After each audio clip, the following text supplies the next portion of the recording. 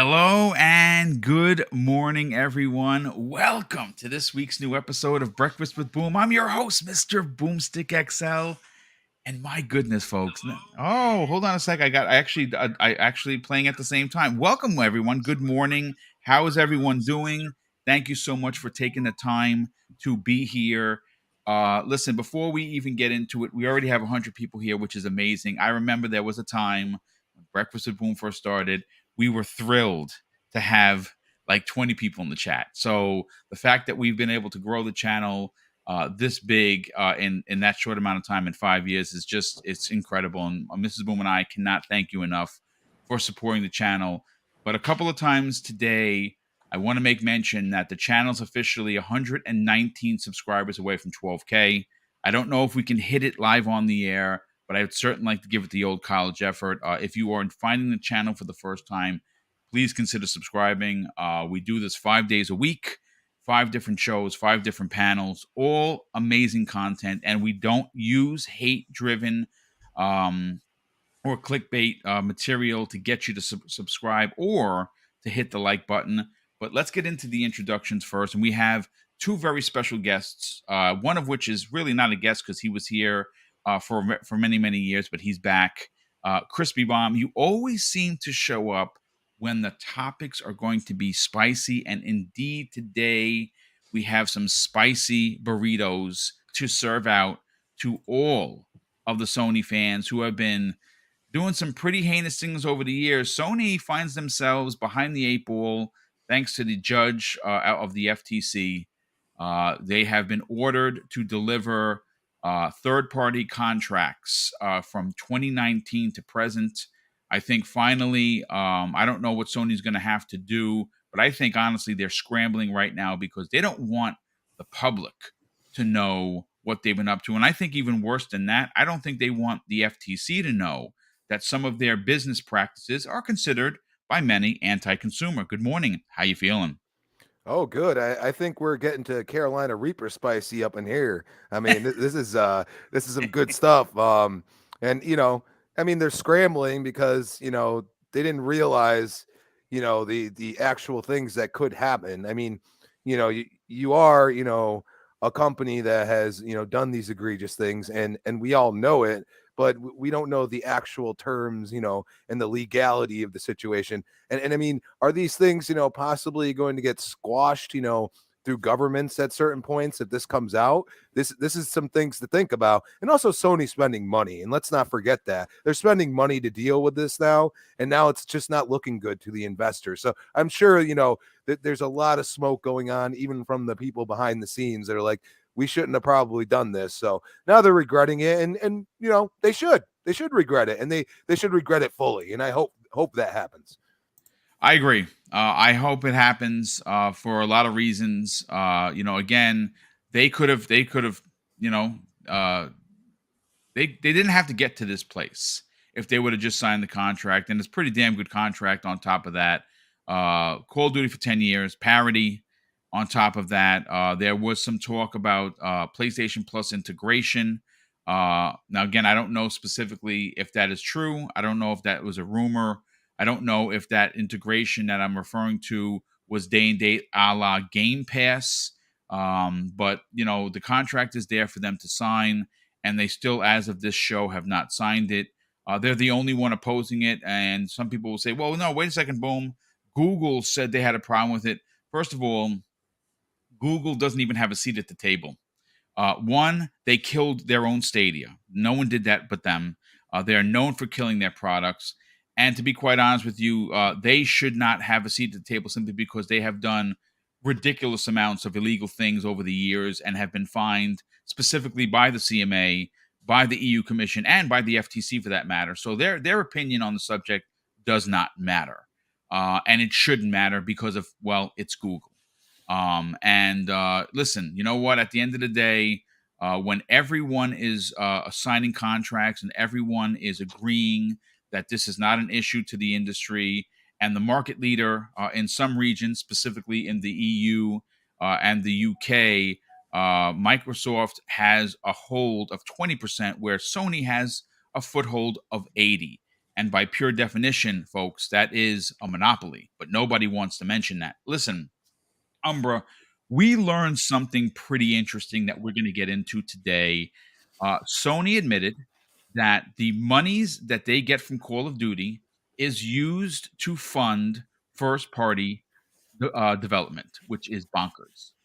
There's a couple of outliers regarding that statement. One, that just goes to show you that first party, even though it's fantastic, even though it makes some of the best single player story driven games in the entire community, if they're not selling the way Sony needs them to sell, what does that say about the fan base?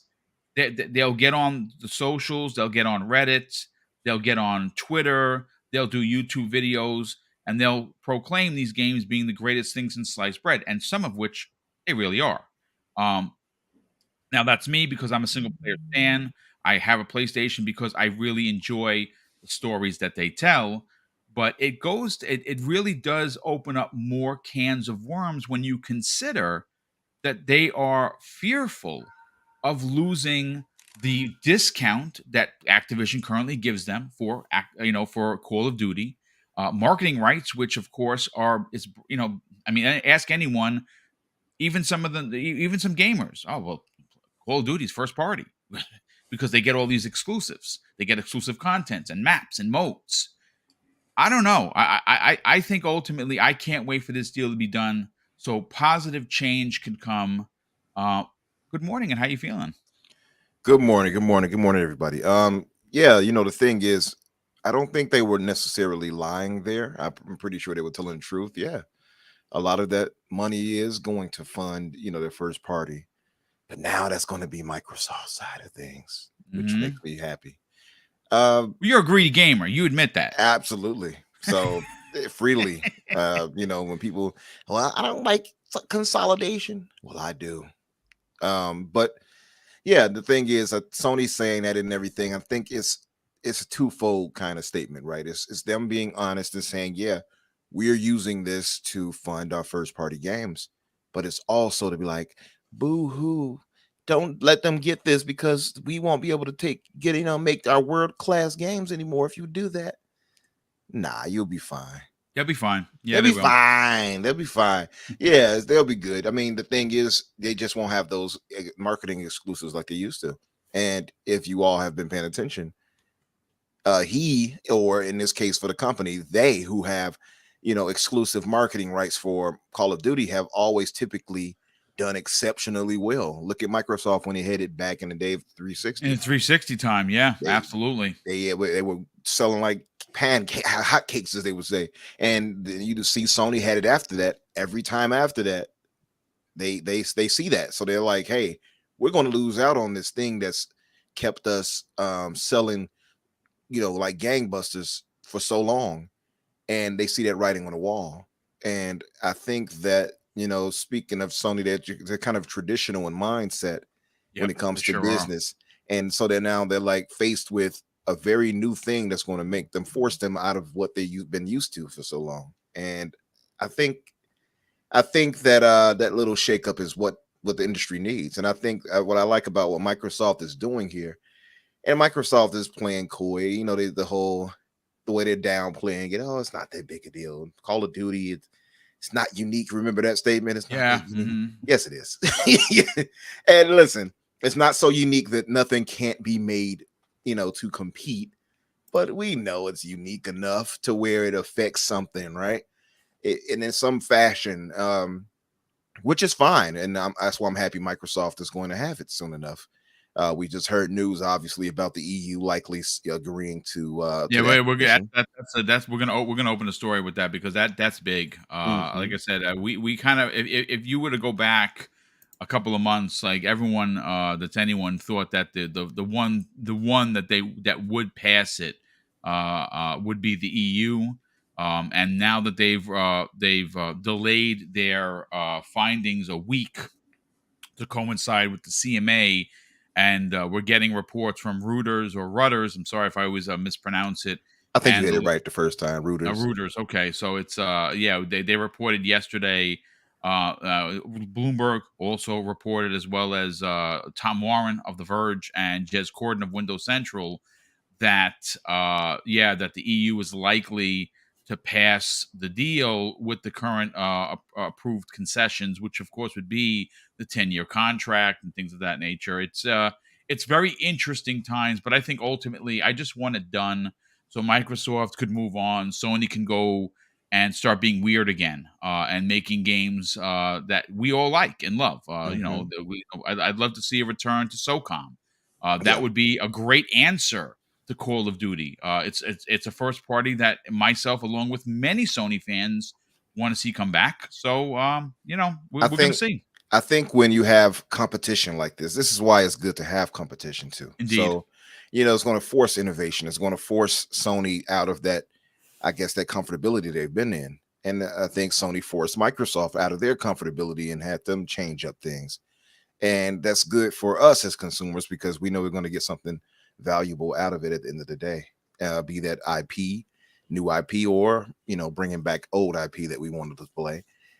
Because now, well, I'll let you, I won't say much until you get to a new part, but more or less we win in the situation where competition is forced between those companies. So I'm all for this right here. And I don't think Sony is going to lose out as much as they're claiming. They're still going to get that 30%. They just don't want Microsoft to have what they had all that time. And that's really what it comes down to, because ultimately 70% or whatever it's going to be, depending on what Microsoft, I guess, agrees with them, is going to be going to Microsoft pockets. And that's a lot of money for their year over year. That's going to be helping Microsoft fund their first party now.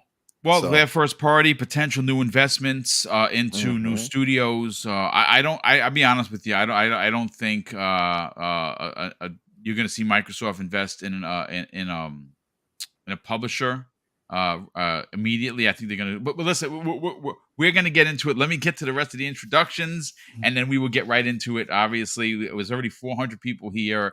We're only 12 minutes in. That is bonkers, incredible. We have super chats to get to. Two of which that I forgot. Yes, sir.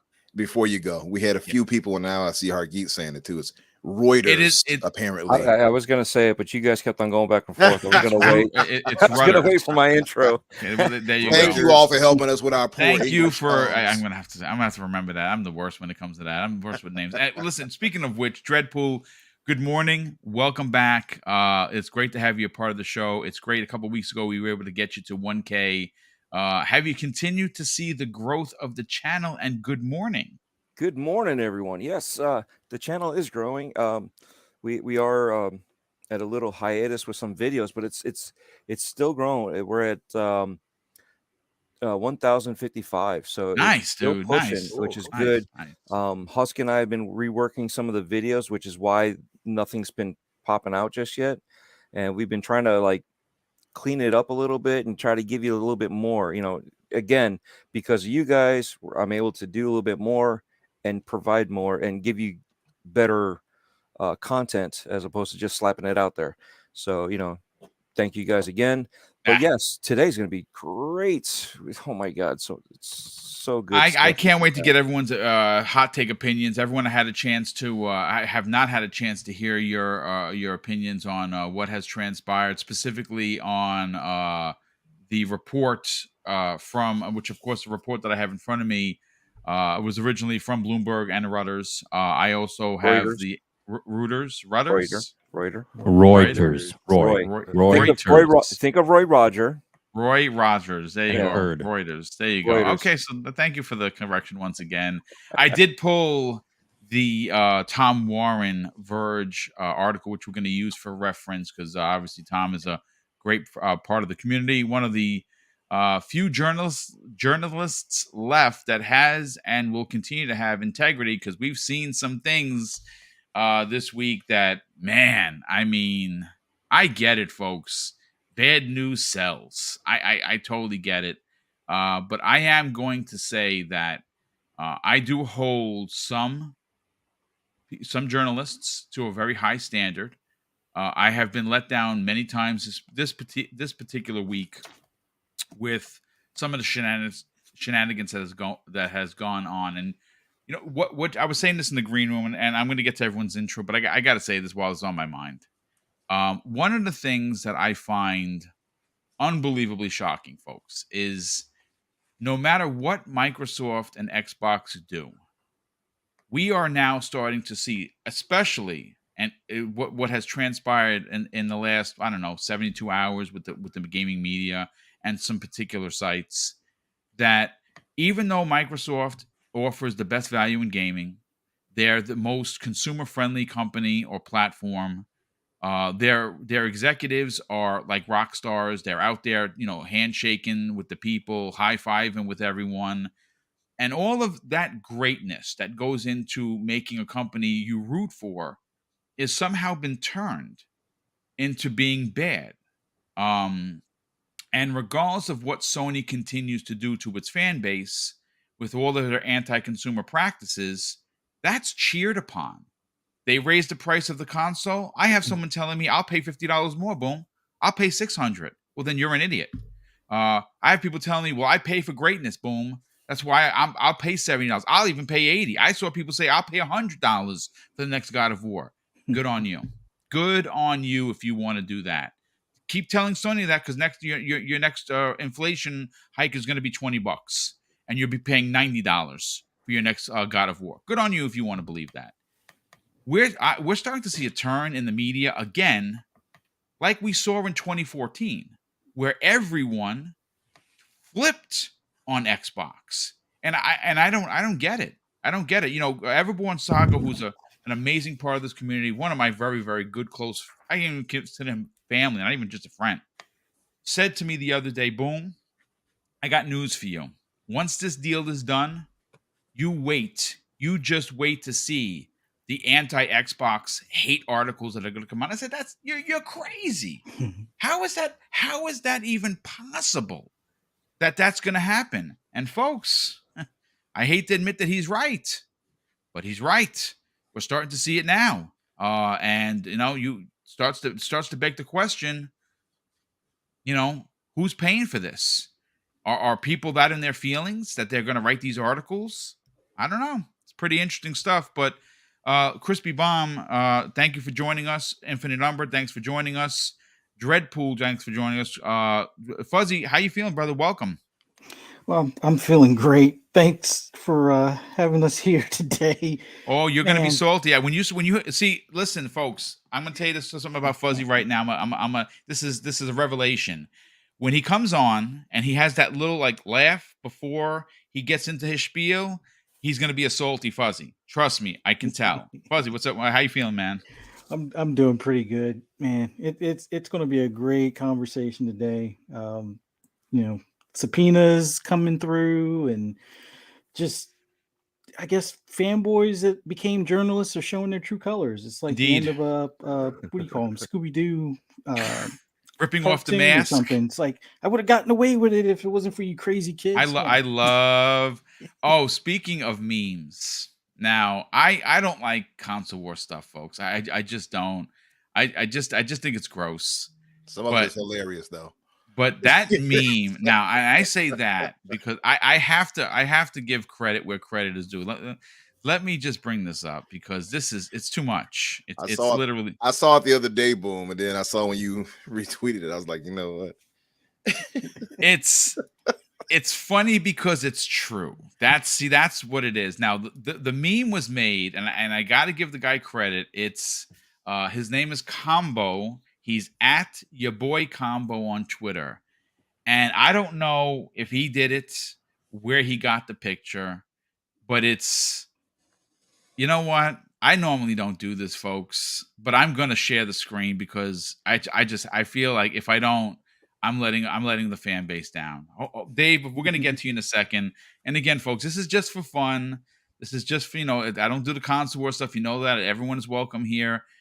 But this is funny, and it's funny because it's true. And one of the people in the photo are Lulu Chang, which she has become the Xbox champion, or the Activision Blizzard Xbox champion, with the way she has been handling her social media account on Twitter. Let me share the screen because this is just, it's too much. if I don't show this, you guys are going to hate me for it. So I'm going to show it to you. This is what I put out there. I had to retweet this. This is just. And Lulu liked it. Of course she liked it, which is crazy. She liked it and laughed. Yeah. Now, again, it is why it's funny isn't because we're making fun of PlayStation fans. I'm a PlayStation fan. But if you look at the detail on the hat, like even to the like if you're a fan of the brand of that hat, the 50 out 50, they have the sticker on the bill of the hat. That's meme genius right there. And I just did a voice for it when I saw it. Boom! It's like they're like, "Why are you doing this to me?" And the fact that and she's like, "What?" Somehow they got Lulu Chang in the background, and it just looks. It looks I don't too know, good, man. man. It's just too freaking good. It really. So I'm sorry if I drop the brakes on the podcast, but Dave, I'm going to stop sharing this because we got to get into the real topics here. Dave, good morning, brother. It's great to have you a part of the show. How you feeling? I'm feeling pretty good. Been a long morning, but I'm here now and I'm ready to talk about it. A couple of quick things. Man, the chat is on fire this morning already. 500 people here already, which is crazy. John Wolf in the chat. We got Hargi Chani in the chat, and we've got super chats out the wazoo already, which is fantastic. But I was going to suggest one thing. Since you and me are the only ones with cameras, maybe we need to turn ours off today. To blend in with the rest of the crew. We could in fact do that, but then that would pull away from the new light bar that I bought that I put on the social. There you go. There you go. Look Dave just want to turn down his sexiness for all of us. That's all it is. You stop it. We all know that's why all four of you are not on camera because look at it this too way. much machismo. Hey, what are you talking about? I'm on camera. This is no camera. This is camera. I will say soon, gentlemen. Soon. I love it. Working on the gaming room. Look at it this way. You guys are bookends, okay? Okay. I like that. I don't mind being a bookend. I don't mind holding up the people. I'm just on the fugly end, but anyway. Let's get into what happened yesterday. Obviously, we want to bring this back to the seriousness. Obviously, the biggest story of 2022 was announced in mid-January that Microsoft was intending to acquire Activision Blizzard King. It has been a monster battle, since it's gone on for over a year. We are now rolling into, and it's funny because Microsoft had originally projected that they would have this deal potentially done by the summer of 2023. And most of us were like, that's crazy. They're going to have this done probably by November, right? And it turns out that Sony did what the market leader was supposed to do. Like I said, you can hate Jim Ryan all you want. I let people ask me, Boom, is he going to be fired over this? Nope. I don't think so. I think they're going to give him a raise because Jim Ryan, again, whether you like him, you hate him, or whatever, he did what a leader is supposed to do. And I don't think he did anything wrong. I don't think I don't think he did anything wrong. Now, and I'll go to you first, Umbra. It's not that he did anything wrong. Do I think that he has falsified information? Do I think that has he painted a picture of a lot of mistruths to the regulators who ultimately don't know or understand gaming? 1,000%. Do I think that his connections in the UK, specifically Europe as a whole, he's very well known there. And listen, like I said, you can dislike Jim Ryan all you want, but you got to tip your cap. He's a very savvy businessman, and he is the main proponent and reason why during the PlayStation 4 era, PlayStation 4s were selling 6-1 versus Xbox. Yeah, he might not be much of a gamer, having his No, he's not a gamer, and if you've ever seen him hold a controller, it's very awkward. He's just he's a businessman, folks. He's a That's fine. businessman. Yeah. He gets over there. Oi, what are these games looking like? Get this production. I don't know why his voice is suddenly Australian, but yeah. Listen, I think it is what it is. Listen, I want to go to you first, and then we'll go to Crispy, because you guys are our special guests. The Activision deal is looking more and more likely to pass with the concessions that Microsoft has put out there.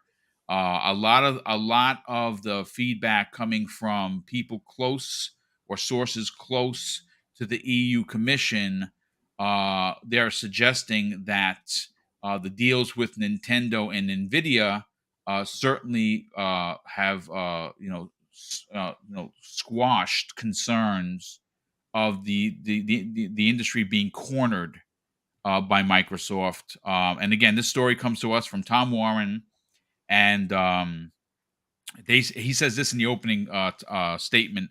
Microsoft's proposed acquisition of Activision Blizzard is likely to be approved by EU regulators, the report says. The software giant struck licensing deals with Nintendo and Nvidia recently, and the report says that these deals are likely to satisfy lawmakers in Europe to help Microsoft clear its $68.7 billion deal. The European Commission is reportedly unlikely to demand that Microsoft sell off any Activision Blizzard assets as a condition of the regulatory approval. That's a contrast to the UK's Competition and Markets Authority, which of course is the CMA, which offered up possible remedies last month that included Microsoft being forced to sell Activision Blizzard businesses associated with Call of Duty. And but again, in that report, even the CMA said that this is what they're suggesting if it makes sense. And obviously, cutting off Call of Duty from Activision doesn't make sense. Not so much the IP, but what do you do with the 8 studios that make Call of Duty? I've said this before. What are you supposed to do? Do you just get rid of Infinity Ward? Do you get rid of Treyarch? Do you get rid of Toys for Bob?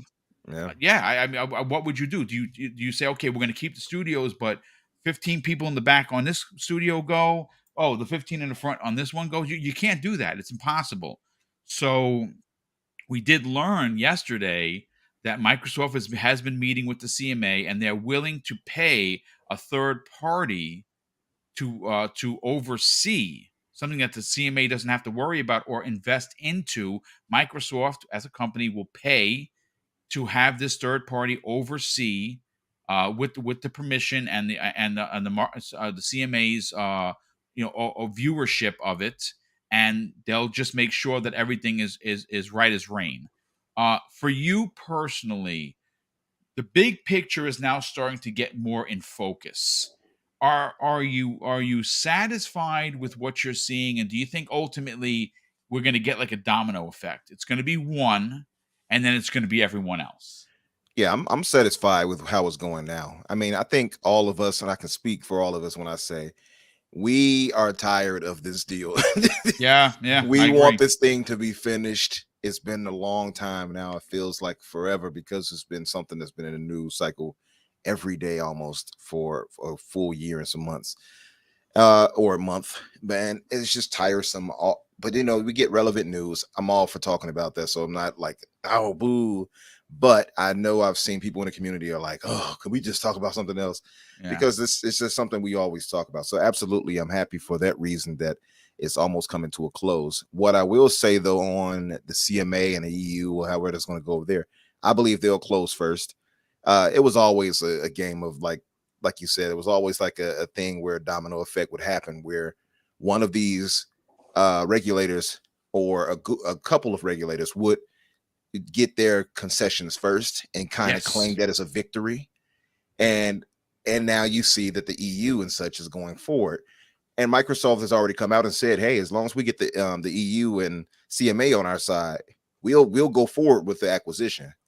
They'll just wait for I think the FTC, specifically the Lena Khan FTC, is in big trouble. They're definitely trying to hold on. You can see it. They're trying to hold on, but everybody is against them. They've had Christine, I believe Wilson is it? That Christine Wilson just actually sent out her official resignation. Exactly. Citing folks. And again, this is, like I said, we don't do politics here because I think politics is just filthy and I hate it. But it does have a lot to do with what we're going on. Listen, I'll say this and I'll let you continue. I like Lena Khan's ideology, where she's against big tech in a way that's going to hurt consumers. That ideology is fantastic. She wants to save the world. I understand that, but the way she's doing this, the way she has been doing it, is in a way that I find to be incredibly inappropriate. I have a law enforcement background. I am and have always been an honor and integrity guy. Like that was my father. Integrity, honor first. He used to say, Craig, honor and integrity make the man. And I grew myself as law enforcement based on my father's principles. We've heard from Christine Wilson that she, and I mean Lena Khan, who is the chairperson of the FTC currently, is not following the rule of law, which is illegal.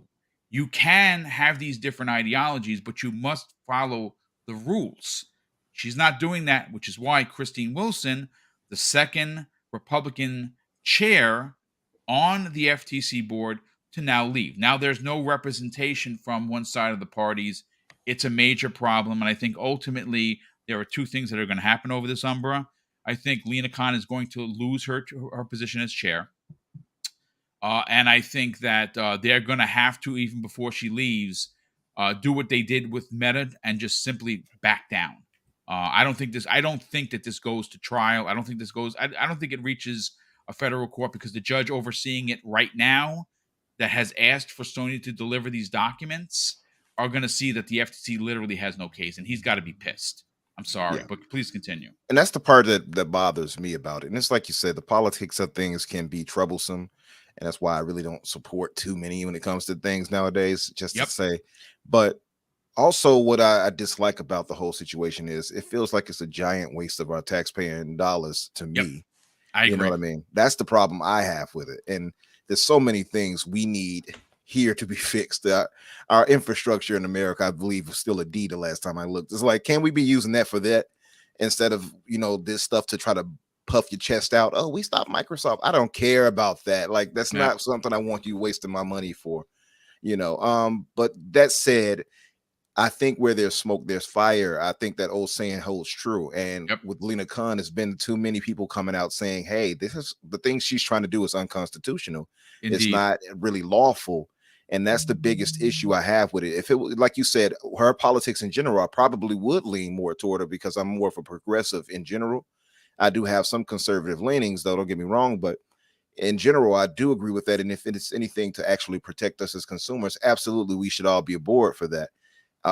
And I know a lot of it gets muddled because, it's Xbox, or if it was PlayStation, whatever, we're going to kind of, no matter how hard we'll try, some of our fanboy goggles might get put on for that. And we might kind of like, hey, you can't do this to my platform of choice. So I get it. But this thing has been dragged out. We all know, we've talked about it to death.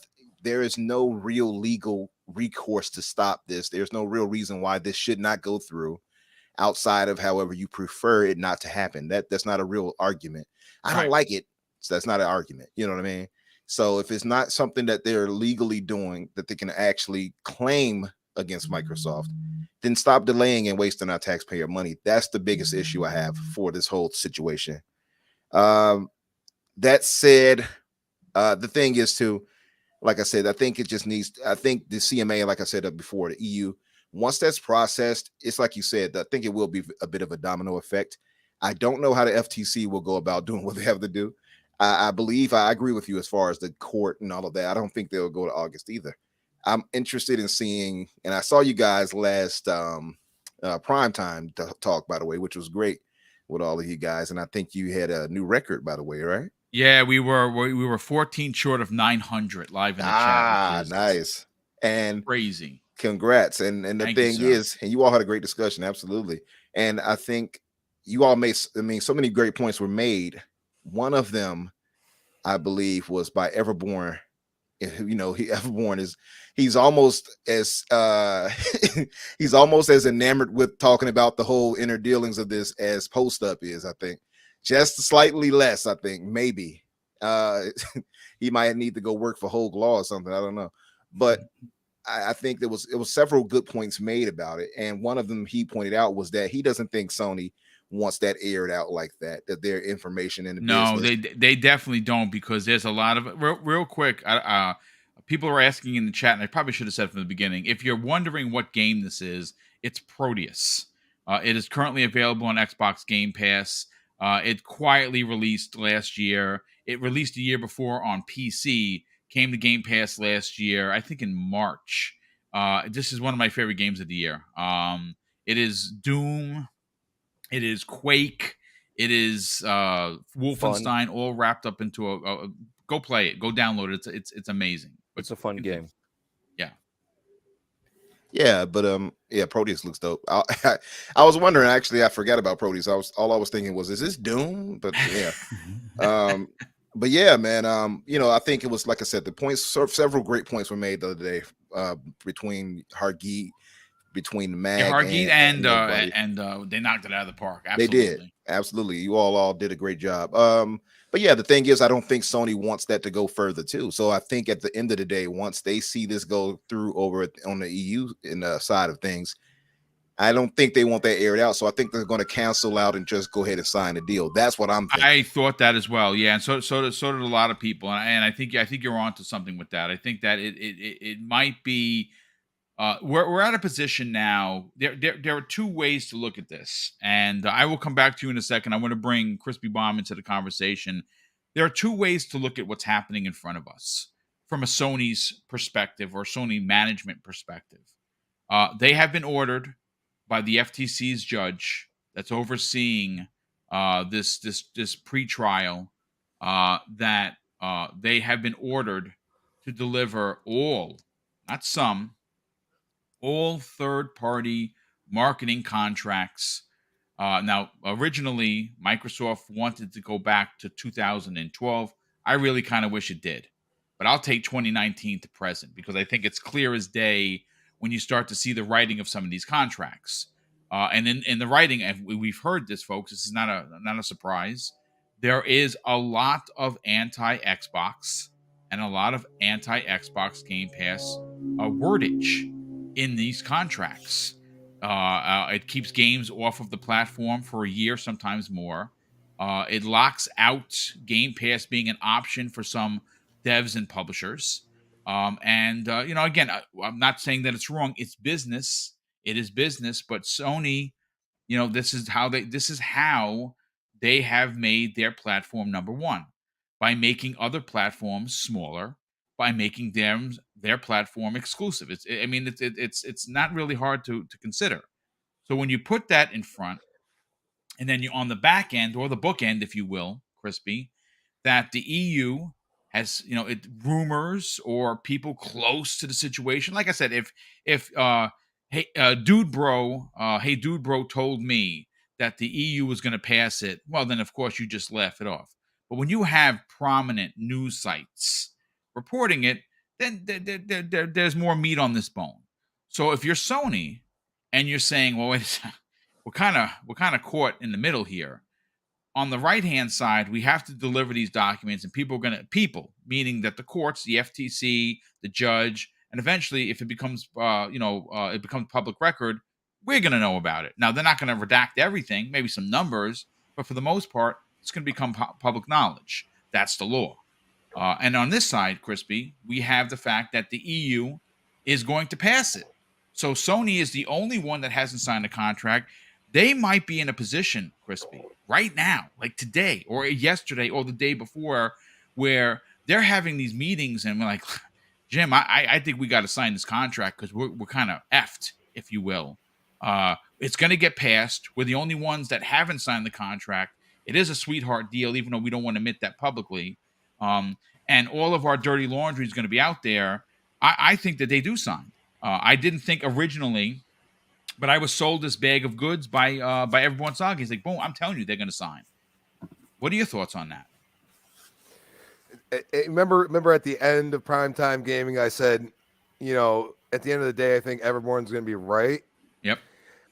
And that's because if this comes out, if this actually goes through the court system and actually becomes public knowledge, Sony is going to look like, I would say, like the hare that, sits there against the tortoise and mocks him and then runs past him. And then all of a sudden breaks his leg or something. And then he's sitting there, help me, tortoise. And the tortoise is like, no, you already mocked me for how long? I mean, we've been running this race for a while, in my perspective. And that's what Microsoft's doing. They're Yep. running the race at their pace. And you're going to sit here and act like they don't know what they're doing. They do. And I saw a report with that CMA thing about, having a third party. I think that is a huge thing. I think that the CMA will agree to that because, Microsoft's going to pay for it. And they might say, you get to choose what third party organization oversees this documentation. We have no problem with that. This is where Microsoft's at. If we have to go and spend, a couple $1 million, it might be a big lawyer firm or whatever it may be. You know what I'm saying? Like that's where I say, like, the question is, who would it be? That's the way I say it. But at the same time, it's only logical for Microsoft to say, you know what? Like, are you finally good with it, Sony, after we kind of like bash your head against the wall after you talk smack for so long? You know what I mean? Like you're throwing stones and you live in the glass house. And that's how I said it. Yeah, indeed. You live in the glass. So why are you throwing stones? Because, we can throw stones back and it's going to break the glass. We don't live in a glass house. You know what I mean? Like we're providing a entertainment service at this point that is perceived value. Yes, people will say it's fodder, whatever it may be. That is you being jealous of the fact that I get Starfield for $15 a month. And you're going to know that real damn soon. And I feel like we haven't heard enough about Starfield because they just want this deal to go through. And they don't want to throw salt on the wound because it's open right now. Yeah. You know what I'm saying? Because I think Starfield's going to be so big that people are going to be like, oh, crap, I need it. I need an Xbox. I need to download this on PC, whatever it may be. Screw my PlayStation. I think we're going to get to that point, okay, because I will stand on this hill, and if I take the L, I will take the L, but I highly doubt it because God Howard looks ready to release this damn thing. And I'll tell you something else. You saw the little dev diaries from Hellblade. Microsoft ain't playing no more. And that is because of Sony, because of Sony's competition. And that's the damn point, people. Listen to yourselves. You say, oh, we just want Microsoft to compete. Oh, now they want to compete, and now you're complaining about it. Get your head out of your butt and realize that the only way competition moves forward is by having two entities compete with each other. Yep. And that's where we're at, because guess what? Even though we were against it, with Nintendo being forced out of this conversation, it looks better, and we didn't even realize it. It actually worked into their favor. Yeah, it really did. And you look at it and you say, if the CMA does block this, hypothetically, because it looks like the EU is going to pass this, right? You look at that and say, well, why? Why is multiple different governments coming together? It would be hard to see one part of the EU say no and accept concessions, and the other just be like, yeah, it's an all-out block because we can't come to a head. Listen, it was reported upon that they've already had 2 meetings with the CMA, closed-door meetings. Sony, I believe, is one of those meetings with them as well. I think ultimately everyone is going to pass. Everyone is going to get their pound of flesh. That's really what it comes down to.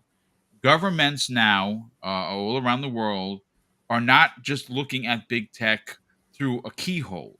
The door has been kicked open. Now, who's to blame for that? Probably Sony at the end of the day, Crispy. I mean, they have now taken a giant spotlight, or maybe 15 spotlights, and put it on the industry. I think acquisitions now are going to be a lot harder, not just for Microsoft. I think acquisitions are going to be hard for Sony. I think that their market leadership, 80% in some regions, specifically in the UK and the EU, are perfect examples of why they shouldn't be allowed to buy any more talent. Well, you guys already have 80% of the market. How come we can't allow that?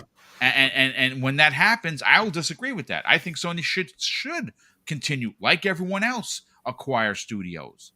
It's competition, it's business, but I just think that ultimately they might have bit off more than they could chew. I think that they are going to, with all of the crying and the false accusations about how Microsoft, and you know what's interesting, if you look at some of the documentation that has come out from the CMA and from the EU, I know that Starfield, you brought up Starfield, so I'm going to bring up this conversation while we move this over to Fuzzy. Mhm. It was talked about and continues to be talked about Starfield being taken away from PlayStation gamers. Like Xbox stole Starfield from the PlayStation gamers. How dare you, Xbox, you scumbags, right? No, that's not what happened. As a matter of fact, we've seen in many circles that Microsoft has been accused of pulling this game. And we've even heard some people say, well, look, the CMA should look into that they pulled content. Well, the CMA specifically said, we looked at Bethesda specifically, and Microsoft kept their end of the deal, what they said they were going to do. As a matter of fact, and I don't know why people look over this, they didn't break the contracts for Deathloop or Tokyo Ghostwire, or Ghostwire Tokyo, I should say. Those games were exclusive on PlayStation for a year. Ghostwire Tokyo is still not available on Xbox. Did any of your Fallout 76 or Elder Scrolls Online content be lessened or pulled back? No. As Phil Spencer just said in an interview, how many titles? I'm pretty sure he said it's 56 titles that are available on PlayStation. If this was the other way around, I'm sorry to say, Sony would have pulled all of their content, kind of like they just did with Destiny 2. Destiny 2 leaving Xbox Game Pass, which it's Sony owns the company, why wouldn't it? And it's going on their service. Good on Sony. That's what you do when you spend $3.7 billion. You use it to your advantage. But Microsoft has tons of content on PlayStation's platform. But listen, Fuzzy, you've been sitting here. Before I get to you, we're closing in on 700 people here. I think we're close to a record for Breakfast with Boom. Again, this is an early show. You just never know what you're going to get because you're expected people are going to get up. We're not even at 11 o'clock yet. We're only 47 minutes into the show, near 700 people. I have to ask before I get to Super Chats, and there's just so many of them. It's crazy. If you are finding the channel for the first time, my wife and I, we run this channel solely. We do it. We do 5 live shows per week. If you don't know us, hang out, listen to the banter. All the shows that we do are all Monday through Friday, all different panels, all different opinions, but we don't use hate mongering, and we are very community centered. We're 120 subscribers away from 12K. I really hope that we can hit that this weekend. That would be big for us. I'd love to hit it live on the air. That would be amazing. If you're not subscribed, please consider subscribing. And let me get to the Super Chats. And again, wow, I mean, this is just unbelievable. The first one of the day comes the way of Jacob Novick, good friend of the program. He has become a channel member. Thank you, Jacob. Certainly appreciate that.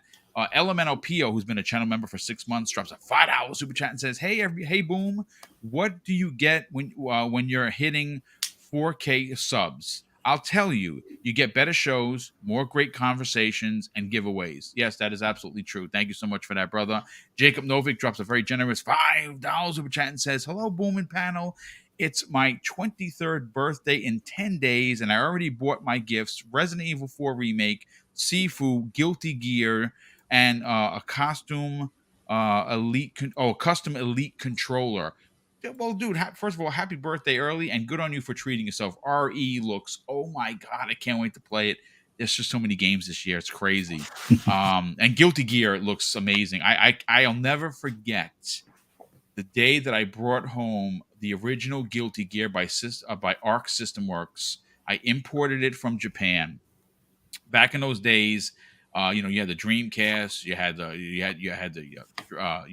all the fighting games usually went the way, because I had all of SNK's consoles as well. I had the cartridge, and I had Neo Geo CD and Neo Geo Kart, and I used to buy the games. And yes, I bought the Samurai game for $325 for the cartridge. It was the only cartridge I bought full price, and that ouch. And I'll never forget when I saw Guilty Gear for the first time. I was like, wow, Capcom has a lot to be worried about. And SNK has a lot to worry about. And look at this, still around all these years.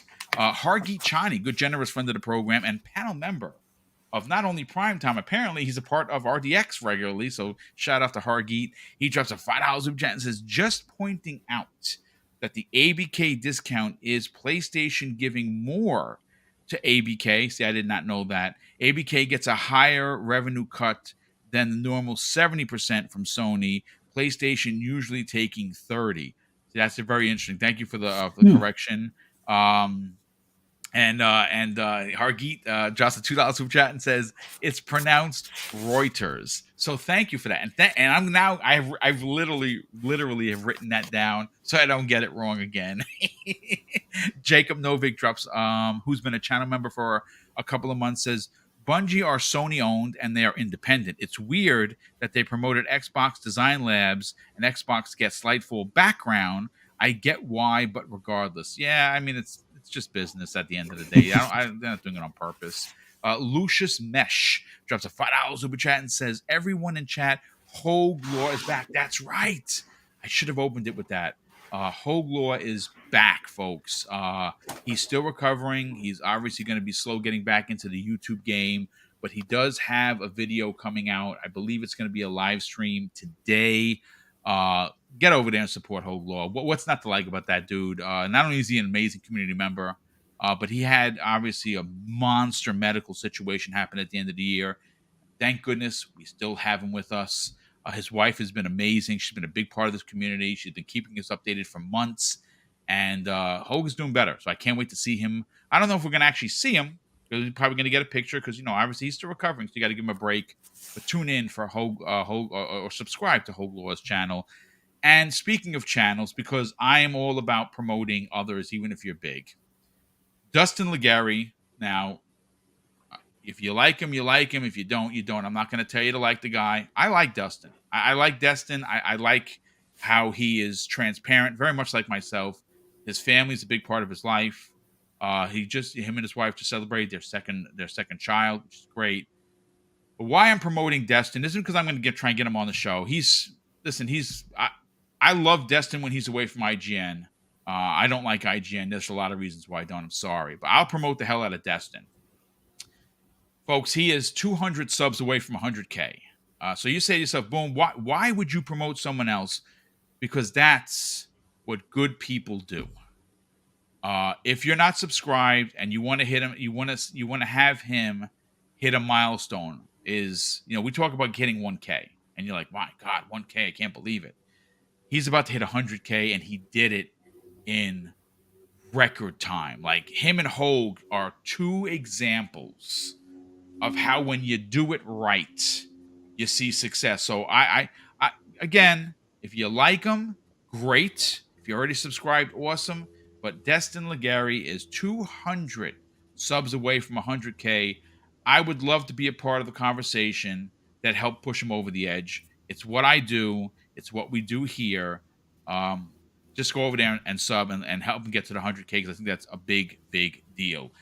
We also have Gerald Mack drops several $5 super chats, and he says this. Shout out to Double Barrel Gaming's Mr. Boomstick and the esteemed panel. Salute, gentlemen. Have a great show. Thank you for that. And he says the Xbox World Order indeed is going to be one.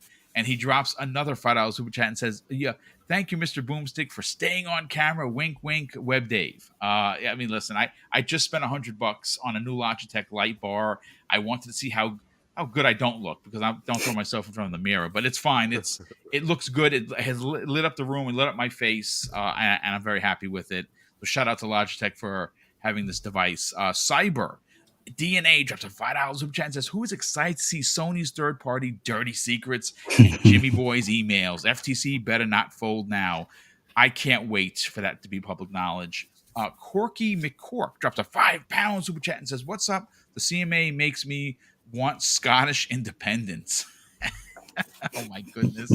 Jesse DeBarrios, who's in a new channel member, thank you for that, Jesse. He drops a $5 super chat and says, don't you think the FTC worrying about Sony's position as number one funny? Yeah, I do. There's no doubt about it. Because if you think about it, if you think about it, Don't kind of was the one who shut down Sega. I mean, they did close doors on Sega, but Sega kind of, and that's a two-sided thing. Sega made some bad investments. They didn't look down the barrel long, to see the future. It's Dreamcast still my number one system of all time. I have a Dreamcast with 86 games in storage, both the Japanese version and the American version. I love the Dreamcast, and I love Sega. Tom from Tanami drops a $5 super chat and says Phil definitely took a lesson from Dalton at Roadhouse. Oh, that's a really good take. He says, take the biggest guy in the world, shatter his knee, and he'll drop like a stone. I mean, that's a strong point. Jesse DeBarros dropped an Roadhouse. Roadhouse is fantastic. It's one of my favorite films. Jesse DeBarrios dropped an additional $2 super chat, and he corrected it. Sony not. That's all right, brother. You don't have to correct yourself. Eric83 drops a $2 super chat. Eric, welcome to the show, brother, and thank you for the generosity. If it goes through, Sony will reject Call of Duty on their console. I don't think so. It's going to still make them a ton of money. I don't necessarily know what the transition from PlayStation to Xbox is going to be. Now, there's a couple of caveats there. If Sony, see, this is why, Fuzzy, I'm perplexed by Sony, and their arrogance, if you will. Before I get your opinion on what has transpired, this is why I'm perplexed, folks. Microsoft is trying to build Xbox Game Pass. They're at 30 million, right? We know that is the one place in the quarter that grew, right? Subscription services grew. It's a value that's unlike anyone else. Sony's version of it, and PlayStation Plus, is similar but not the same, right? It's not day and date. You do get some day and date stuff. Stray was one of them for sure, which is why I subscribe to the service. I'm hoping we see more of that.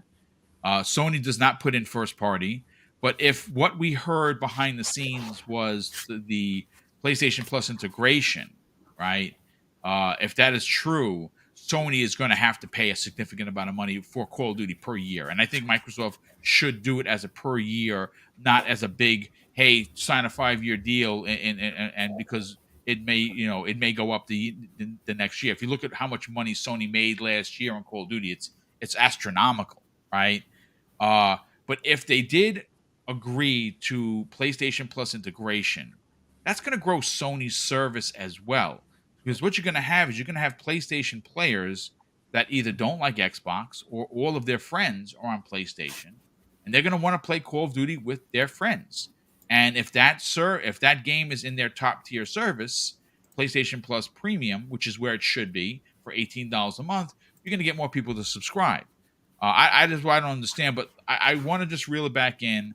When you heard the EU Commission was likely, based on the Reuters information and Tom Warren's story, which we're reading and we're using as reference for today's show, did that take a kind of a weight off your shoulder as an Xbox fan, saying, okay, all right, now we can breathe, the deal's going to get done? Because it does seem like once one of the big ones approve it kind of seems like, even though there might be some slight iterations of what they want, I think ultimately everyone's going to sign.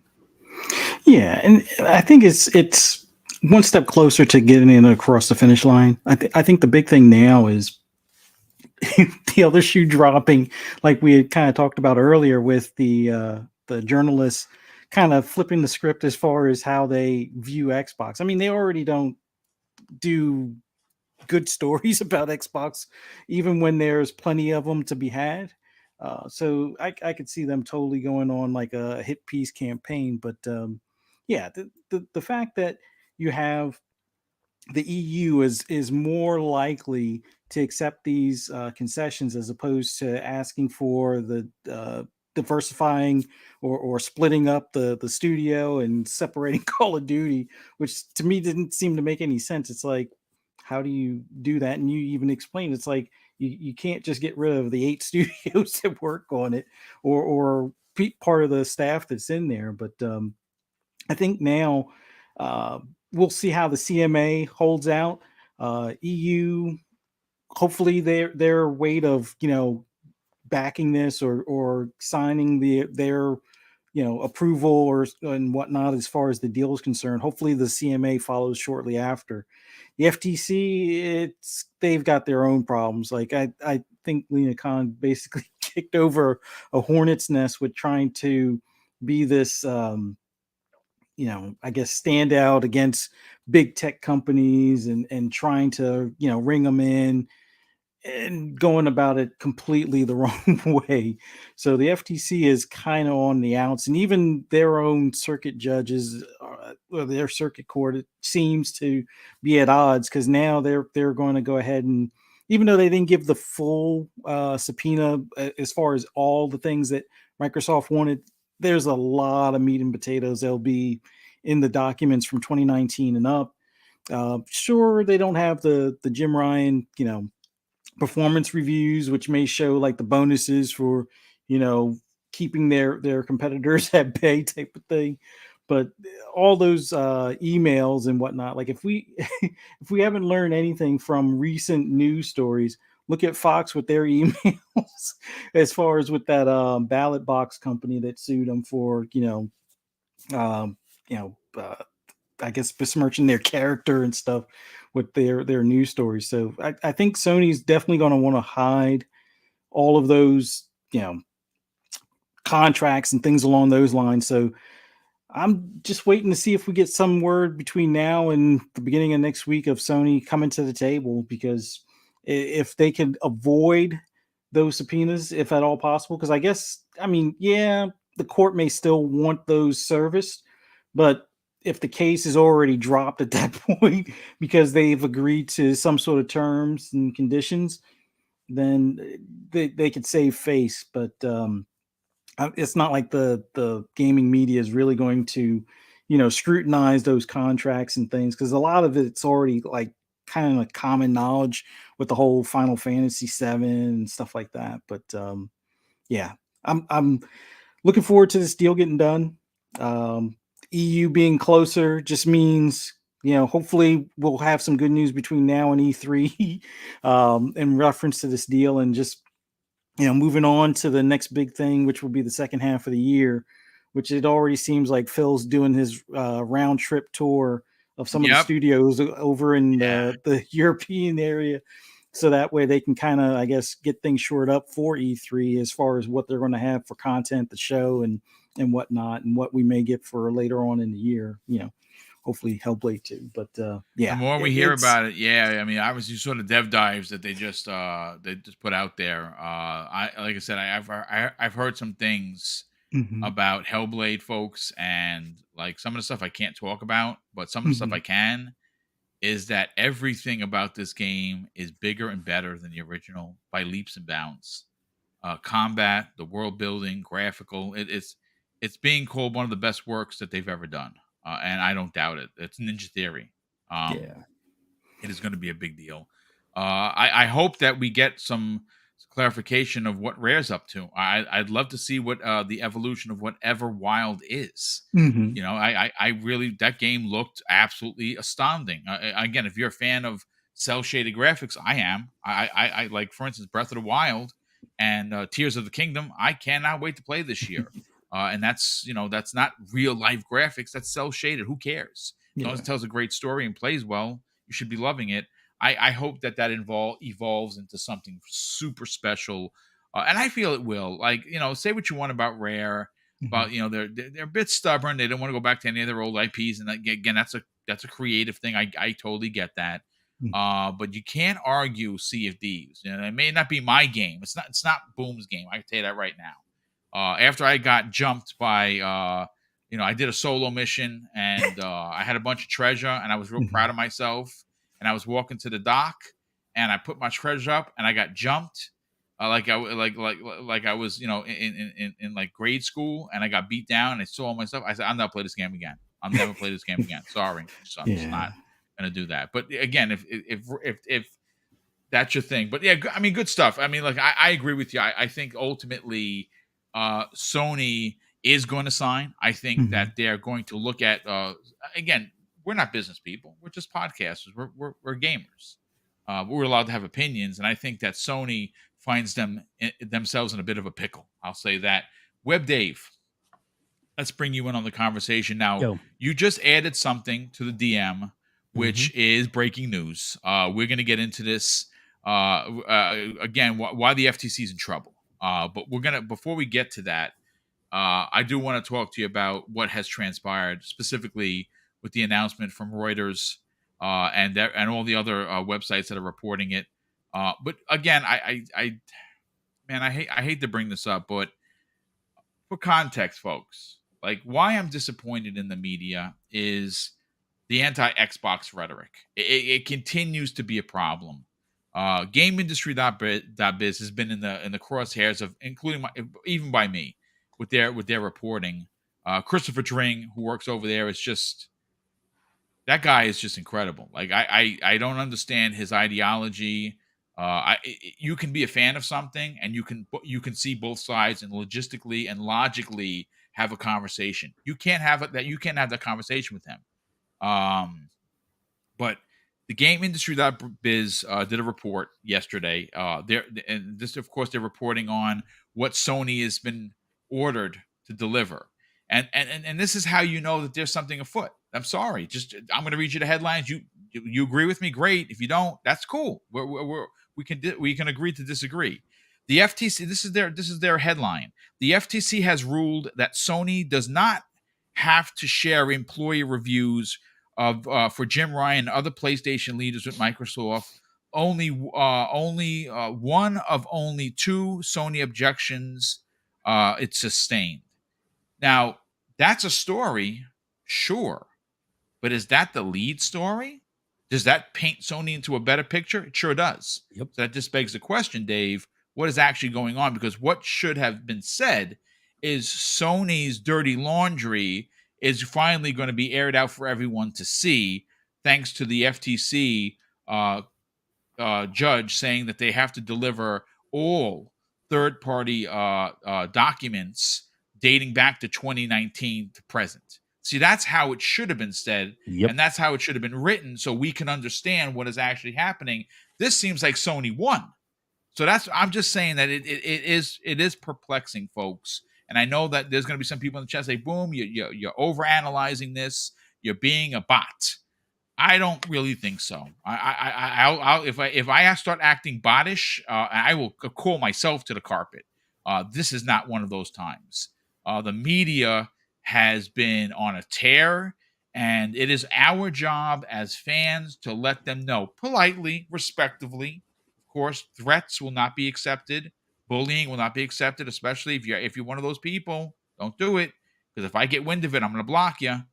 Just on that, I don't subscribe to that kind of behavior. But we need to tell these journalists in a polite manner, this is not what we want. And again, don't click on their stuff. But Dave, let's get you like Everborn have been almost since inception.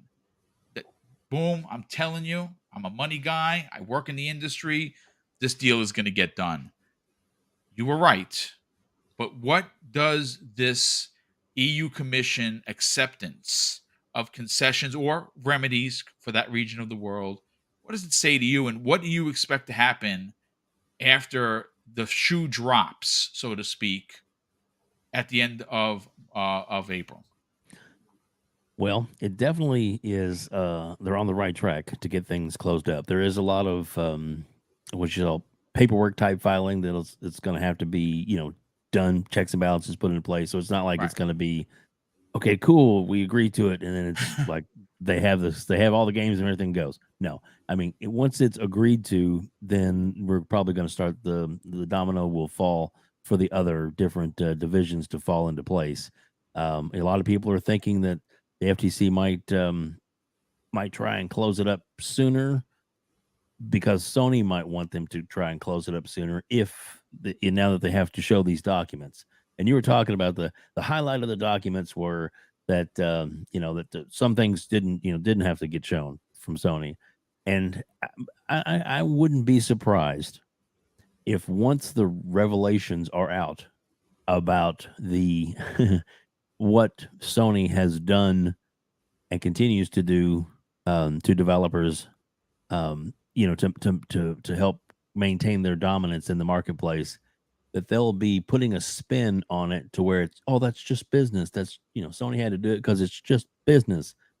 Not great business, but so don't be surprised if you see some of those outlets that are, kind of whitewashing or kind of sweeping under the rug, how bad it's actually going to be. I mean, they may not be able to everything, but I'm sure they're going to try and play it down or downplay it to where it doesn't look as bad on Sony. Why is Sony getting all this preferential treatment? There's a lot of reasons. They invested heavily in a lot of these different organizations, like supplying game systems and games and things to different, companies and outlets for review and that kind of thing, and codes and stuff. And that's the way they kind of maintain their balance of like, oh, well, Sony's really good to us. They give us some stuff to show. So is it gonna make an effect in the long run? I don't know, but the deal getting done is it's so close now. It's just a matter of who pulls the trigger first, and I wouldn't be surprised if it doesn't happen within the next week or two that we hear one of these shoes drop, and as soon as it does, days later or the following week, another shoe, and then the final shoe, because there's really only 3 holdouts, because we are in good understanding that the Chinese government is going to put their stamp of approval on with this real soon with as no well. concessions. It's Right. rumored. Yeah. Yeah, that comes the way of originally there was some hold up with China approving the deal, and then when Tencent said that they didn't have an issue with it, has been reported upon that China is expected to pass it with no concession, which is bonkers. Yeah, definitely. On a totally side note, and I'm sorry Sure. to throw a monkey wrench in there. No, but, please, let's go. This is a conversational podcast. Go crazy.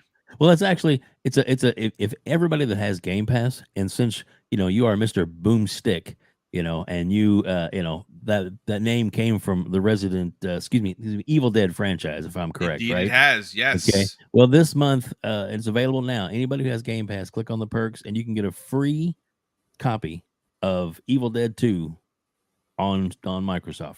Free. Oh, one of my favorite films. My brother Neo Mento and I watched There you that go. film a gazillion times. Wow, that's awesome. Thank you for that. Yeah, It's like technically it's it up came there for from like a Army week of or two. Darkness. Let's be correct about it. It I'm is sorry. part of the franchise. Army It of Dark, is. absolutely it is. My brother and I went and that's fun. It's a funny story. That's my just brother pillow Neil- talk, baby. Yeah, it's we went. Anyway, I just wanna we point that out. drove to Yonkers Central Avenue. I don't remember the theater's name. In a blizzard, and we were the only 2 in the theater to see it opening day. It was hilarious. awesome. Listen, before we still have, I got to get out of here before 12. Mrs. Boomstick and I have an appointment we have to get to, but we have another story, and this comes the way once again, folks. Tom Warren of The Verge, he posted this 5 hours ago. I did not know about this. This is more free shoes, as Everborn Saga has to say. I have to give a shout out properly. This comes the way of J Rock, JAAY _rock_ on Twitter. He could be scandalous at times. He dropped and he quote tweeted Tom Warren. Folks, this is interesting. I did not know or even consider this to be a part of the conversation, but it makes me now wonder if Sony, in fact, is scrambling as we speak. Look, the FTC, we know that they're not Microsoft's friends. We know that they are trying to sue the block the deal. We know that they don't have a leg to stand on. We all know that. We've heard from former commissioners to say such a thing. But folks, this is where the rubber hits the road. And I didn't even think about this. And shout out to Tom Warren for putting it out there on the socials. It currently has 300,000 views, which is bonkers. He says this on his official Twitter account: Sony might be forced to reveal how much it pays to keep games off of Xbox Game Pass. A judge in the FTC case has sided with Microsoft to force Sony to reveal records, internal documentation, and emails from the company's PlayStation unit. Here are the details in the story that he has just posted. Infinite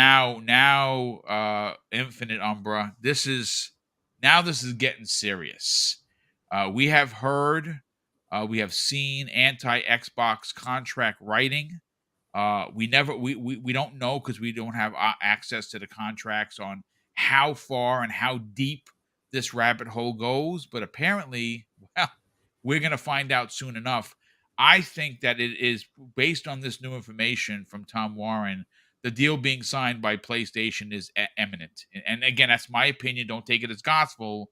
But do you really, Infinite Umbra, do you really want the FTC to see anti-consumer behavior that ultimately they could open up an investigation against you for these practices that you are claiming Microsoft is going to do should they acquire Activision Blizzard King?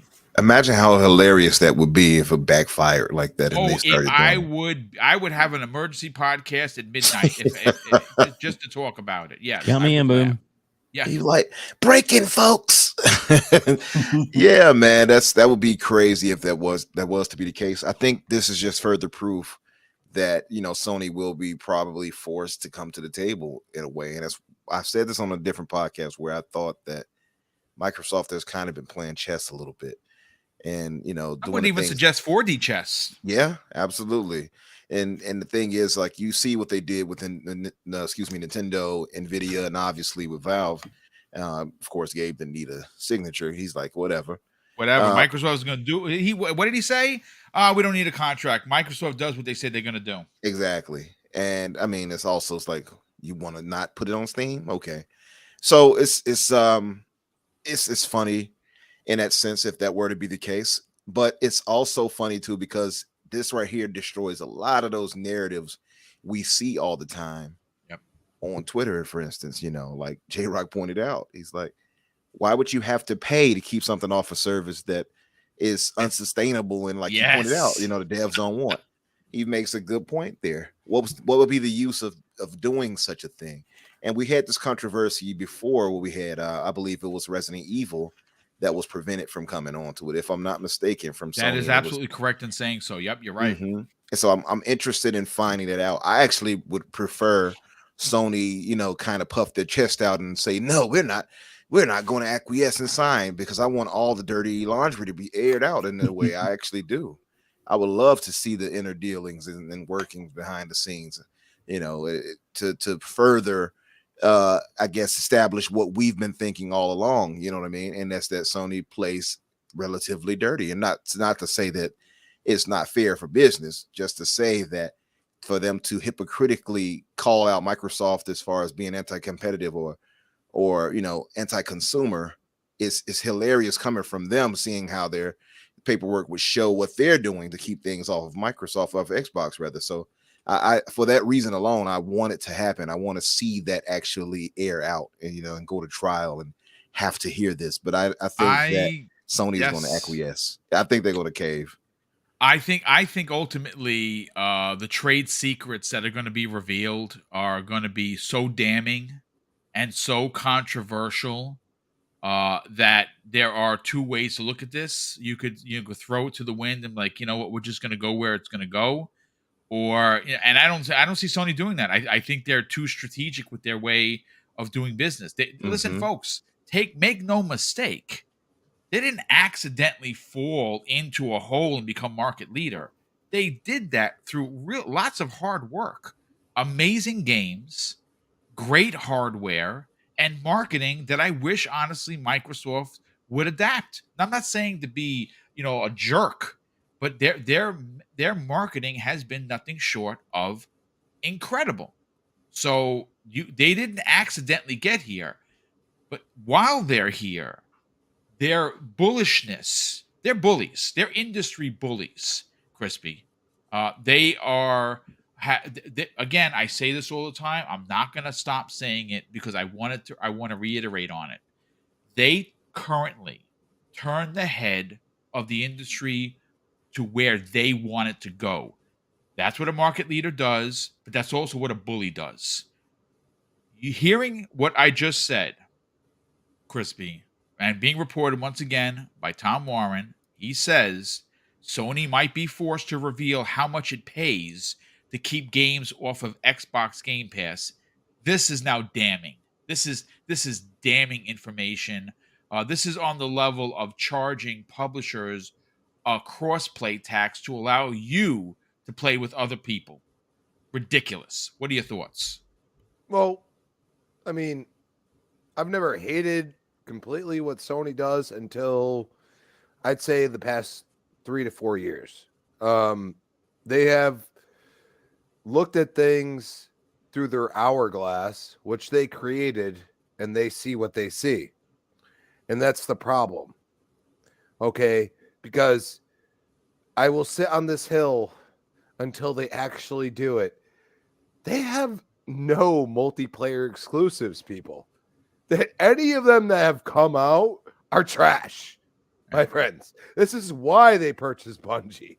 And I'll tell you right now, Lightfall ain't looking that great, people. It's actually not getting good reviews, which I'm incredibly surprised. It's Bungie, it's Destiny. How bad could it be? Apparently, I know a few, Destiny heads. I digress. When somebody talks about a game that they love so much, just like most of you. I mean, most people digress when I talk about Gears. You know what I'm saying? So I look at that and I say, can you come out with a great story and a great multiplayer as well? And I haven't seen that from Sony in so long. We're still waiting on Factions 2, right? Well, I mean, I've hit that point like 100 million times. It feels like, just like we've talked about, this entire deal 100 million times. And that's where you go and say, maybe, just maybe, not actually speaking to the regulators. Do you realize that, Sony has come out with some incredible games over their lifetime? They were actually multiplayer before multiplayer is actually what it is now. And then they just stopped. And then we sit here and we scrutinize Xbox for not bringing out this single player story driven narrative. Okay. So we look at that and you say, but wait, a lot of these games had single player story driven narrative, but also had a really good multiplayer. I mean, say what you want about Halo not having enough content, whatever else, but the single player and the multiplayer are pretty damn good. Okay, Indeed. Regardless of the content involved afterwards. And we bring content in now. But back then, this was something, okay? And this is where, Gears of War, extended themselves. They had a great story, and the multiplayer generally played great. There's a few games that you'd say, didn't really like it at that point. But those more, I'll take the heat from the Gears heads more than anybody else. Or even Halo. You know what I mean? Like, some people would tout the single player and not tout the multiplayer and go back and forth. But Halo Infinite, I mean, we're talking about content, and that's the problem. You know what I'm saying? We're not talking about each individual entity. And then Forge is something else. You know what I'm saying? So I don't know. Like, Microsoft is continuing to build, which I give them credit because, they could have went the single player route all the time. And also they could have not launched their multiplayer free to play for Halo Infinite. You know what I mean? And they have, it hasn't been great, okay, for some people that are huge Halo fans. But the way I look at it outside of the box, because I'm not like, I like the story. I'm not totally into the multiplayer. From what I played of the multiplayer and community game nights and stuff, even at the beginning, I was like, wow, I'm impressed on how good this game feels. Yeah, You know what I'm saying? And that's something that a lot of people ignore. And I go and say, like, you know, Sony has other aspects that are actually really amazing. Like, you know, they have Sony Pictures, they have, you know, they have the Sony television type thing, you know, like / streaming, whatever it may be. They've been doing this. They can release their games, you know, day and date if they wanted to. Yeah, I don't know if they ever do that. But what I want to do is I just want to grab your hot take on. Are you in the agreement or in agreement that if they are forced to show their books, specifically this topic with you know, showing how much they have paid to keep games away from Xbox Game Pass and off of Xbox, do you think they're going to be in a bit of a hot water with the FTC? I actually said this before. They have egregious tactics that they're getting close to being sued for. And I think Square is going to be a prime example. Yep. Square didn't make out on that deal. Sorry. No, people. apparently they underpaid. Luminous Productions is done. I mean, people want to say, oh, you know, well, this happened, that vertical integration and this and that and all that stuff. Yeah, no. Dumb. No. Yeah. No, they're done. Okay. It doesn't exist anymore. Mm-hmm. And that's from the horse head. And guess what? That game was see what on you did there. PlayStation only. So Square is paying, by the way, doubly for that they just lost, or at least getting rid of Matsuda.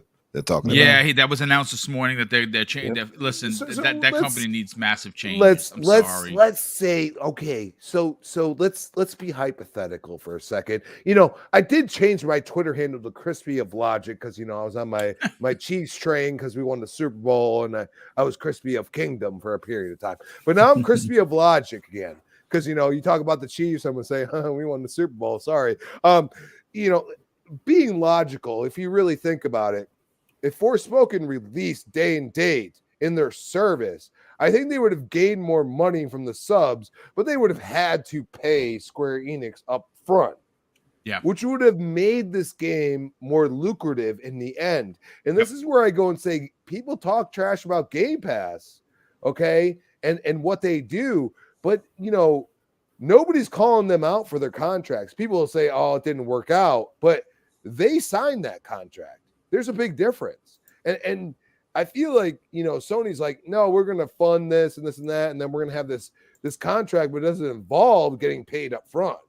It involves, you know, you being on our service and we'll give you a little money, but we ain't giving you, you know, millions. We're giving you hundreds of thousands or something. Yeah. You know what I mean? And I feel like that's what's happening at this point, because as soon as, like, you know, and I just hate it. Like, dude, like everybody's like, Forspoken is, you know, hated and this and that. And it's like, dude, like the game just, it's not what I expected. A lot of people didn't expect it. You know, it's just not, it looks so much better when they first revealed it. Yeah, and well, like, that's Square for you. Yep. I was just like, you know, and you're touting this as this exclusive for this year.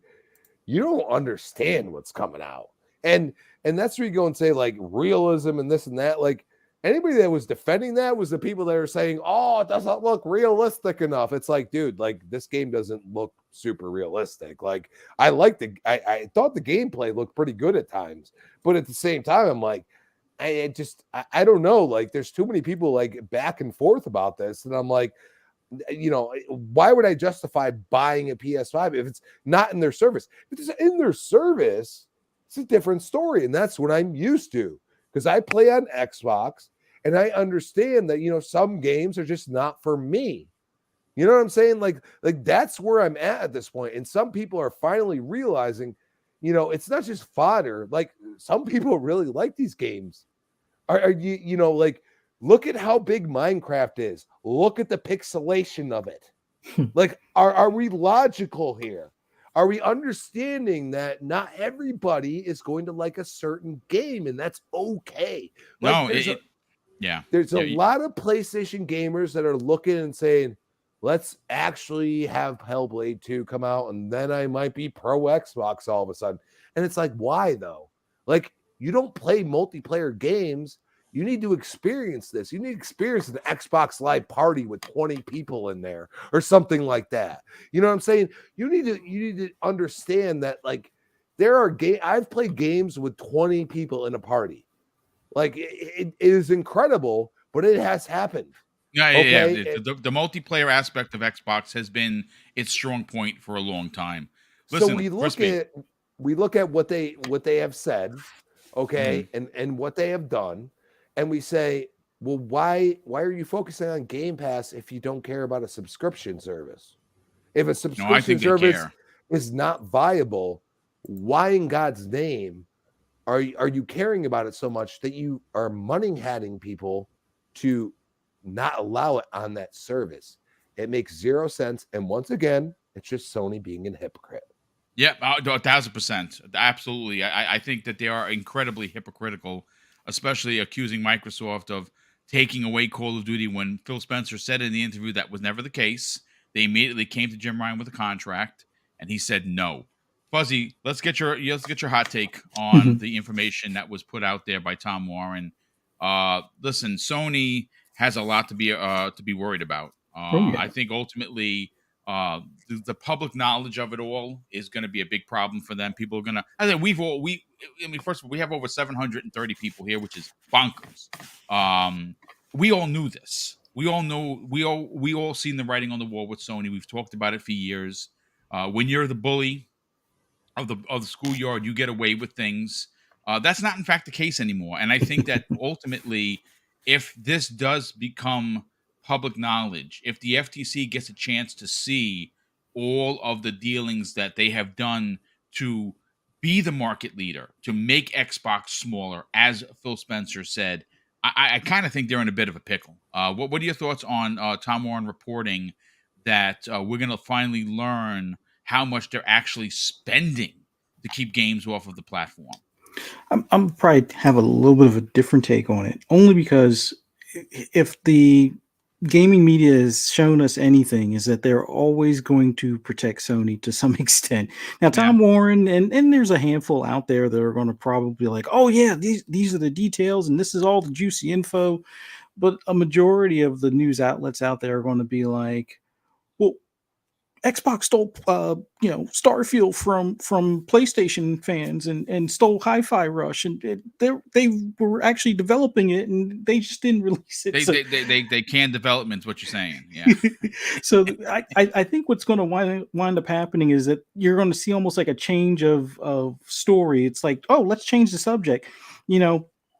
Everybody's going to ignore like as far as the gaming media, that is, ignore the Final Fantasy VII debacle, as far as oh, it's a year, well, maybe 2 years, okay, it's indefinitely never ever coming to Xbox kind of thing, and that will get glossed over, and they'll talk about look at what Pete Hines said as far as like for Starfield.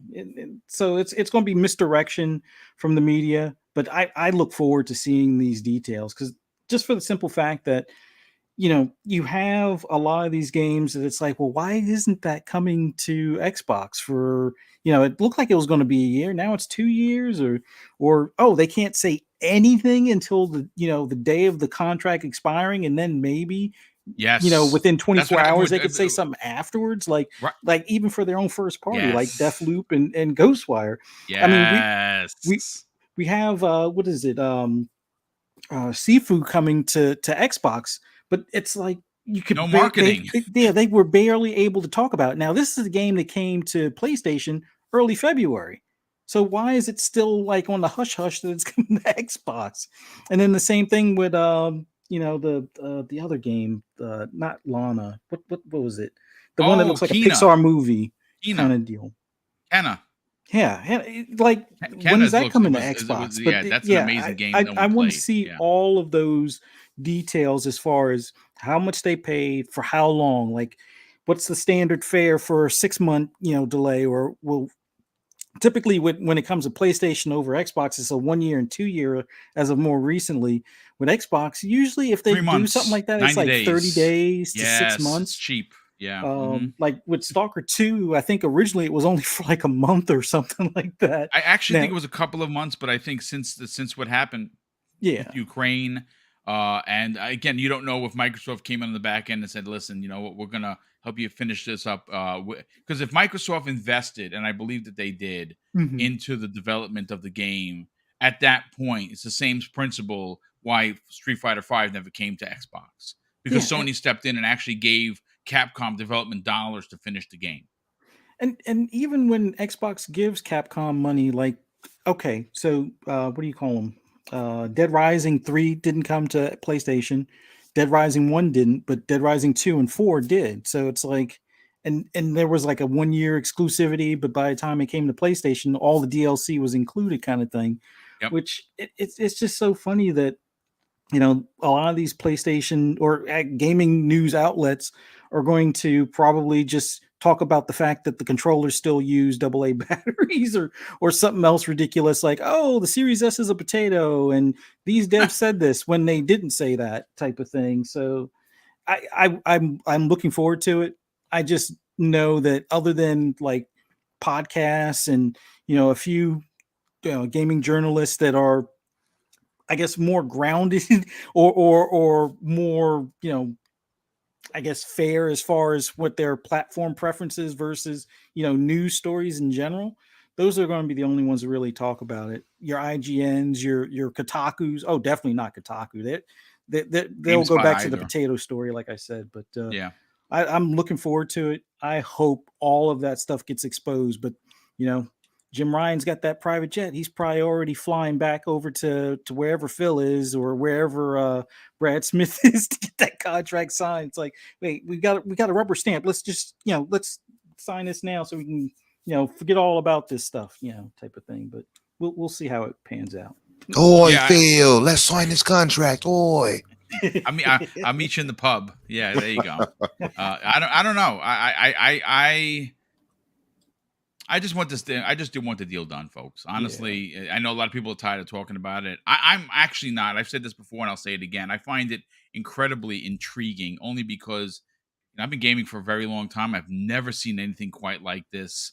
Not so much for the monetary size of the deal, because I've never seen that either. But I think all of the this is like if you're old as I am and you remember Sega does what Nintendo don't, and then do you remember some of the marketing from PlayStation, Crash Bandicoot out there with the megaphone yelling outside of Nintendo's headquarters? I mean, that was like considered unbelievable scandalous. What's going on here, especially with Sony, the way they're behaving, they're the market leader by leaps and bounds. I mean, that's not even a suggestion, folks. That's a fact. And the way that they have positioned themselves, and I said this yesterday on the one-on-one sit down with Retri from Game Pass _daily.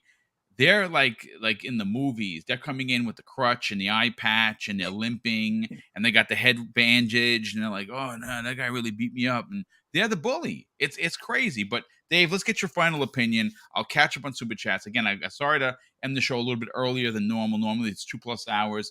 I really got something to do with Mrs. Boom. We have an appointment we cannot miss today. Yep. Dave, let's get your final take on this. So, again, being our money man on the panel, this spells potential doom, no pun intended, to Sony, especially when the public will eventually now learn not only that they have been keeping content away from Xbox, but they have used monetary advancements, which again, it's business. But when you're the market leader and you're trying to shrink the market to 80 versus 20, that becomes a bit of a problem. Yes.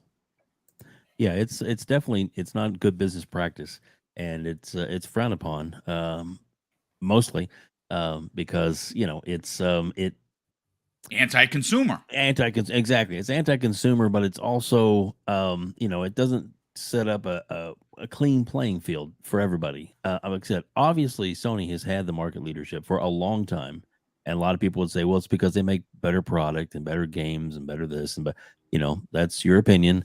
They do make some great games without a doubt, but some of the ways that they maintain their status quo, especially when they call out and say that if we don't have Call of Duty, we are going to it's going to hurt us because we won't be able to put the investment into our first party games like we had before. Well, tough. Those are things you just gotta have to do. If that's the case, then you need to manage your money better, because it's just it's not responsibility of the people who make COD, which will soon be Xbox, to supply you with funds to make other products. I mean, it's just, you're gonna have to do what you got to do to make your business work. The information that's out there looming, if Sony does get to a certain point, they can quash the release of said information to the public if it gets a deal done before then, because they can determine that it's not necessary now. But I think the genie's already out of the bottle, and if it does stop, there may still be regulators now that are like, Sony, we need to take a look at this, because they subpoenaed it too. The FTC did. So they want to know what's going on and take a look at it, and they may have other fish to fry, as it were, in the future after this deal is quote unquote done. You just never know. They've done it with Facebook. They've done it with other entities that out there that they've people thought the deals and stuff, everything were done, but then they've uncovered other things that have made them question another avenue that they need to look down. And with Lena Khan's outlook on big, that we didn't even tax get into what bad. you put in there. There's a lot of regulatory stuff happening. Yep. Like, again, it's governmental stuff. Governmental kind of slows down the show. We might make mention of that on Mondays, as a segue into something bigger. But yeah, it's, I think, again, I think the reason why we got here, Dave, isn't because, I know it's easy to suggest that there's corruption, and usually that's where I go first, because it's just when you see things done, you're like, it just doesn't make sense.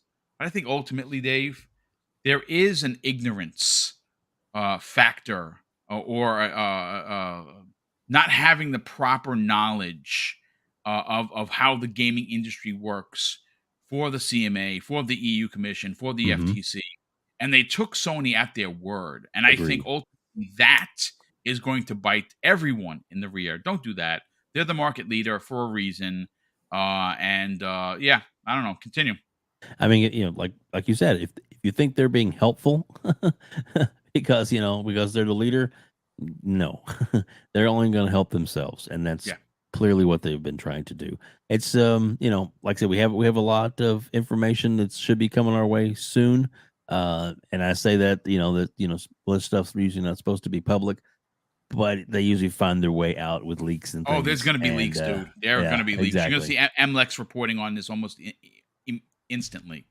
Yeah, but people in the industry, or people like in the know, or people that are like in the community that really care about this stuff, we will be able to call it out and be like, this is wrong, or this is, how did they get away with this for so long, but you may actually see some of the companies that they've done dealings with be like, wow, they really made you do this, or what did they say they were going to keep from you? Like, were they going to keep your product off? Are they going to keep your, not being pushed in their store? You know what I'm saying? There's all kinds of different ways that they can influence these developers to make them look the best, in the best light. And those kind of things are probably going to come out.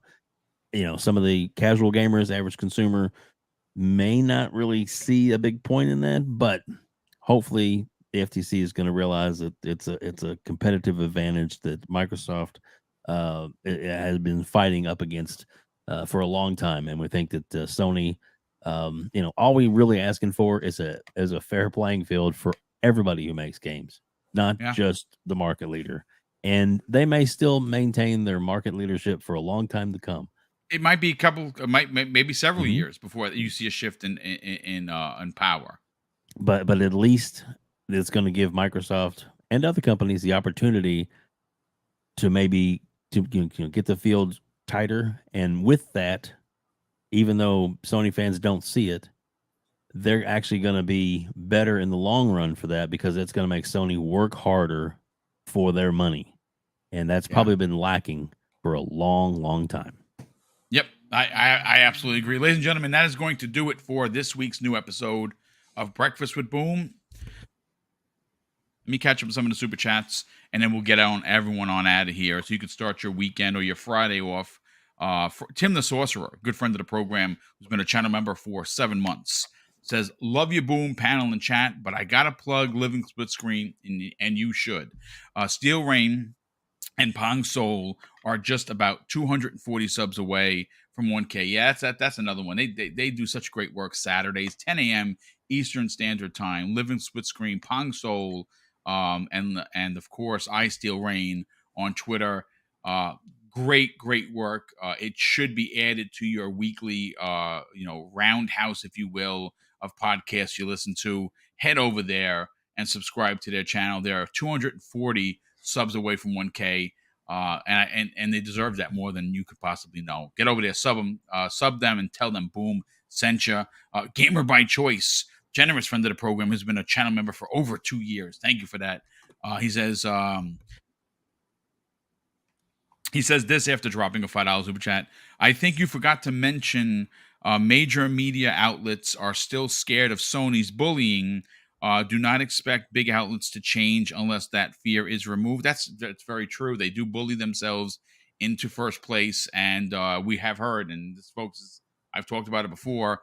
If you don't do what Sony says, you are blacklisted, and that's a fact. You don't get games, you don't get calls from PR. You don't even get emails, and that's a fact. Void Lock, who's been a channel member for 2 months, says Sony stopped making multiplayer games once they got marketing rights for Call of Duty. That's entirely true. I think that you saw they completely leaned on Call of Duty's popularity, and having marketing rights was key for them. It was key for Microsoft in the 360 era, and I still don't. I'm shocked that all these years later, Microsoft relinquished that in the Xbox One, PS4 era. It just was not a great marketing move by them. Sorry. On the bright side, drops a $5 super chat and says, minority opinion here, but SIE's Outriders Day 1 on Game Pass, Square Enix's Outriders on Game Pass Day 1 was my favorite game of 2021. Last year, my son and I bought the full game and expansion. Oh yeah, sorry about that, Dreadpool. My goodness, I forgot. I don't know why. How did I skip over you, Dread? Let's get your hot take on this, brother, and then we will get everyone out of here. You have been following this, obviously, like all of us. You've been a part of all the big conversations. You've joined some of the quote unquote emergency podcasts that we've done. There's something to be said, Dread. I didn't mean to do that and to rhyme that, about Sony's dirty laundry being aired. And I think one of the most damning potential pieces of information is what they are paying for content not to come to other platforms, specifically the anti-Xbox contracts that we've talked about. This new information from Tom Warren, I think, is probably the most damning of what could potentially be made public knowledge. Where do you think Sony is Sony scrambling to potentially take this sweetheart of a deal of 10 years of Call of Duty parity and potential PlayStation Plus integration? Well, these boards that are looking over everything, they're playing chess, or checkers, and Sony's thinking that they're playing chess, and I'm, as a Star Wars fan, I've been waiting for this one. You're waiting for the big creature to crush the little one like this on the table? Yeah. That's part of it. Microsoft is so far in the future. We already know they're doing AI stuff. They've been doing this, right? How many times they brought the Kinect out and forced it upon everybody? Now everybody's using Alexa, but Kinect is bad, right? It's because it was so forced. But they're so far ahead. You know what? They're actually playing tridimensional chess. Star Trek, anyone? Yeah. Mm-hmm. So think about that. Okay. So now, anyway, now that part of the pun is over with, but that's really the thing, right? Is Sony is afraid of what's going on, and you could tell by the way that the articles are being written up. Yep. Everything's coming out. Well, here, this what was that one article we were just talking about where, oh, this argument the judge denied, this argument the judge Yeah, it was the accepted. GI.biz. Yep. Yeah, so they were going back and forth, but they were putting it in such a way that everything was a positive, whether it was denied or accepted. Yep. It was positive for Sony. And it's like, come on, we need unbiased truths. Okay. The same thing, like you said earlier, where you read it and you said, you know what, it should have been this way. Well, you know what? It could have been this way too. It's the fact that we're um, looking at narratives from other people. Okay. Most of us are really informed only for the fact that we're reading all this information. We're coming across podcasts. We're listening to other people that are also reading information and coming up with their own points of views on how this is all coming about. Now, think about the normies. They don't know any of this stuff. They're the same ones. I mean, we still have people that don't know that Game Pass exists, right? That's true. I still Yep. run into, what's that? Are you kidding me? So there's a lot of this stuff that's going on, and Sony doesn't want it out there. They know that they've been anti-competitive. We've already talked about this. So yeah, Jim Ryan's not going to allow his payment contract out there. So what? That's got nothing to do with it. That's fine. They requested it, but it ain't coming out. But that was part of the bonuses on him not getting games to Game Pass. There's a lot of stuff about it.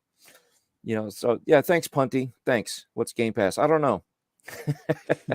But seriously, and this is the part of it. It's like everybody had great points with everything that was said today, and it's just amazing that we still have the nuances from other, the media. This is really the worst part, is the media, right?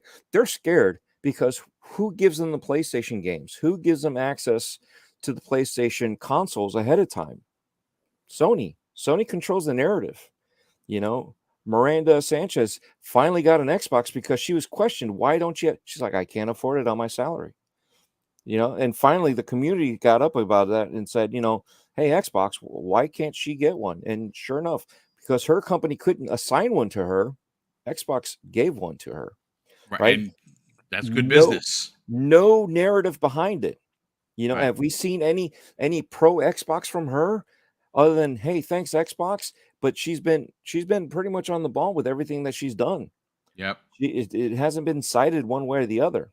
But it was, why were you playing all this PlayStation stuff? Why is it, you're on the Xbox panel for IGN. Why didn't you have an Xbox? Well, that's shame on IGN for not providing her. I mean, her own company. Sorry. Why? That's an IGN F up. That's an IGN F up. But why? Why was she also getting PlayStation versions of the game?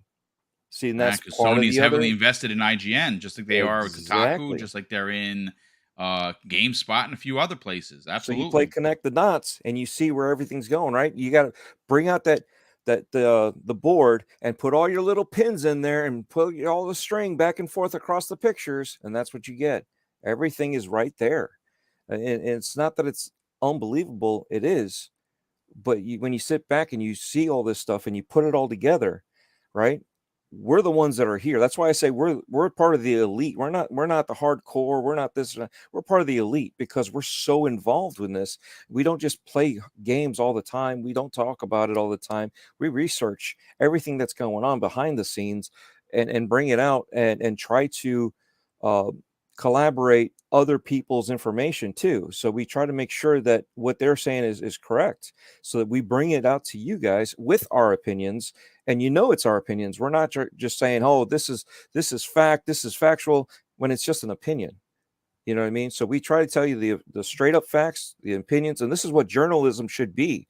Journalism should be like this, not, my opinion, a game like this should be a 10, but we're going to pull it out, right? Hi-Fi Rush, we're going to pull down a couple marks because Xbox has not put any games out. Does that make any sense? No, you see. Oh, wait. Oh, wasn't it the same publication that's also backed by Sony? Oh, wait. connect the dots, and that's why we got to get people that are actually honest and truthful. You can still throw your opinion out there, but you got to let them know it's an opinion. Yeah. You can have whatever feelings you want to have, and that's fine. Nobody says you can't have them. But when you're trying to speak factual, you need to speak factual. And what is Sony doing? They're being deceptive. They're throwing deceptive practices out there. And who is also playing by those rules? The same companies that are misleading us as to, oh, Sony's winning this war against the CMA and against Xbox. And, wait a second. There's no war against CMA. They're talking to them behind the scenes and giving them misinformation, which needs to come out. This is why these lawsuits and these inquiries are coming out. So you can see their deceptive practices and that they're hypocrites. Yeah, 100%. Absolutely. No. I mean, listen, good stuff as always. And I didn't even I have not made mention of it, but yes, deceptive practices are considered illegal, folks. Dread is onto something here, and Sony does it the best. And I said this in a conversation I had privately that where have the regulators of the CMA, the FTC, and the EU Commission been for the last decade when it comes to Sony doing these things? That's because they didn't know Sony was doing these things. And based on what we were hearing from Tom Warren and numerous publications, everyone is going to know what Sony's been up to. And I think that ultimately the hand that Sony played, the victim hand, is going to come back and punch them in the nuts. Sorry. Ladies and gentlemen, that is going to do it. We had a super chat come in from Raiden Blade, who's been a channel member for over a year. Thank you for that, brother. He drops a £2 super chat and says, I believe Hogue Law might stream tonight, people. Yes, that is an absolute fact. He is streaming. If you go to Hogue Law's YouTube channel, he has a live stream scheduled for this afternoon. I would love to see the massive support of the community get out there and welcome him back to something that we miss. We love Hogue Law, and the fact that he's still with us is a miracle, considering how bad of a situation him and his family were going through at the end of 2022. Shout out to Hogue Law, still still going to be still be a big part of this community, and he's coming back at the perfect time, if you will, as this deal closes, because himself, he's gone from 80-20 to 70-30 to 50-50. Now he's coming back at the perfect time. But let's get to the outros. Dreadpool, I see your stuff there. We'll read it out live on the air for everyone to check out. You can find Dreadpool at these different sites. There you go, linktree.com Dreadpool /Dreadpool, youtube.com/Dreadpool, Twitter @Dreadpool, TikTok @Dreadpool, hover.gg @Dreadpool. And you can also find him not only here each and every Friday, you can find him on Sunday evenings on Wilmy Hood's amazing Gaming Beyond the Box at 7 p.m. Eastern Standard Time. Thank you so much for being here, Dread, and talk about it, brother. Oh yeah, definitely. We got some Breaking Bread with Dreads that I'm working on right now. I've got an author that I'm trying to nail down and sit down with. And we got a couple other YouTubers in the community that do various gaming, other people in that are huge on TikTok and Instagram that we're trying to nail down also to sit down. So it's an exciting future, and it's all thanks to you guys for helping me get to this point. And it's just one step, and I know it's only a measly 1,000. Don't say that, brother. Deal. Thousands of thousand. But that's what I'm saying. It's a big deal, compared to like Colts and Hogue and all them. Yeah, it's measly to me or to them, but to me it's a big deal. So I really appreciate it, and it's helping us all grow. And because I'm growing, we're helping Dave grow, we're helping Fuzzy and Crispy and Infinite. Yes, yeah, Living Split Screen, we're helping those guys grow. There's a lot of people in the community, so we're all bringing everybody up. We still got some guys that are really, really low that are like the Video Games Podcast, so we're trying to get them to bring up too, so everybody, so you got to look for the good people and bring them up, and then the trash that's out there, push them out. Yep.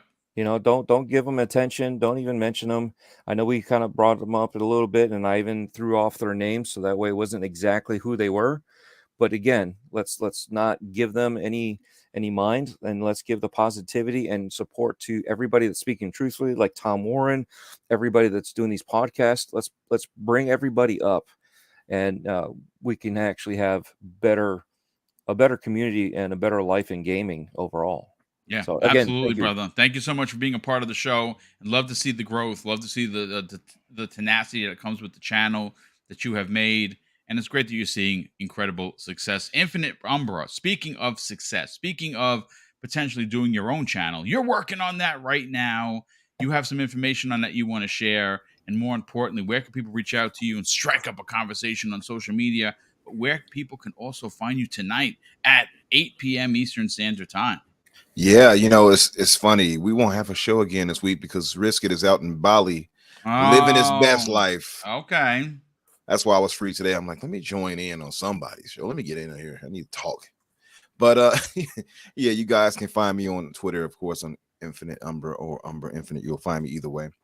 And yeah, Boom was right. I'm working on my podcast as we speak. I'm going through a lot of different things right now and talking with Daniel, who I'll have as a co-host to start out with. And, you know, I'm open to bringing in, different members from the community. I'm trying to handle it much like you did, Boom, which I have to give you credit for again. Thank you, sir. Yeah, absolutely. And bringing in those of you who would like to come in here and talk gaming and other things. So mine's is not going to just be gaming focused. It'll also be pop culture focused. So it'll be movies, TV shows, anime, whatever it may be. And you all are all welcome to come through. My only measure of what would have to be a necessity is you all having a quality mic. That's it. Yep. And there you go. you know, yeah, and not coming on saying no anything either before. You can't just come on. But other than that, yeah, other than that, come on there, jump on, and you know, hit me up and say, hey, I would like to come through. I'm really offended. I think we should have had you guys should have had a show from Bali. All of you guys went to Bali with them. I know, right? That would have been kind of dope. Live from Bali. I mean, I'm offended about this. How come this isn't happening? I'm kidding. Yeah. Write an email or go to Twitter. Maybe you'll get people to. That's what I'm gonna do. Yeah, absolutely. Yeah, I would have embarrassed them. But the show is it's called The Fix, and I can't wait for you all to actually see the intro. I can't wait. It's dope. It's dope. Yeah, had nice. Dutch, Wandering Dutch help me out with that. The good old Dutch. Dutch has got skills for days, boy. Oh, yeah. Let me tell you something. Oh yeah. All right, we'll be looking for that, and obviously we're gonna help you promote the hell out of it. Obviously, once you get that rolling, we will get over there. But Crispy Bomb, sell your brand, brother. Where can people find you on social media? But more importantly, find you on other programs. Man, yes, I have big opinions, and yes, sometimes Boom has to cut me off because I go on a tangent. It's okay, bro. That's what we love you, man. And Web Dave knows this very well because you know he has a great interview with me, which you know I still sometimes go back and listen to because you know it's good. We just you know he still buys Chuck Eyes, don't he? Yes, he does. Yeah. It's at Chris Bomb on Twitter, Chris Bomb 28 Xbox Live. You can find me at Retro Renegades 7 p.m. Tuesday nights. Sometimes it's going to be much less frequent than I used to be. Primetime Gaming 7 p.m. Wednesdays. You could definitely see me then. And then the next podcast Thursdays 8 p.m.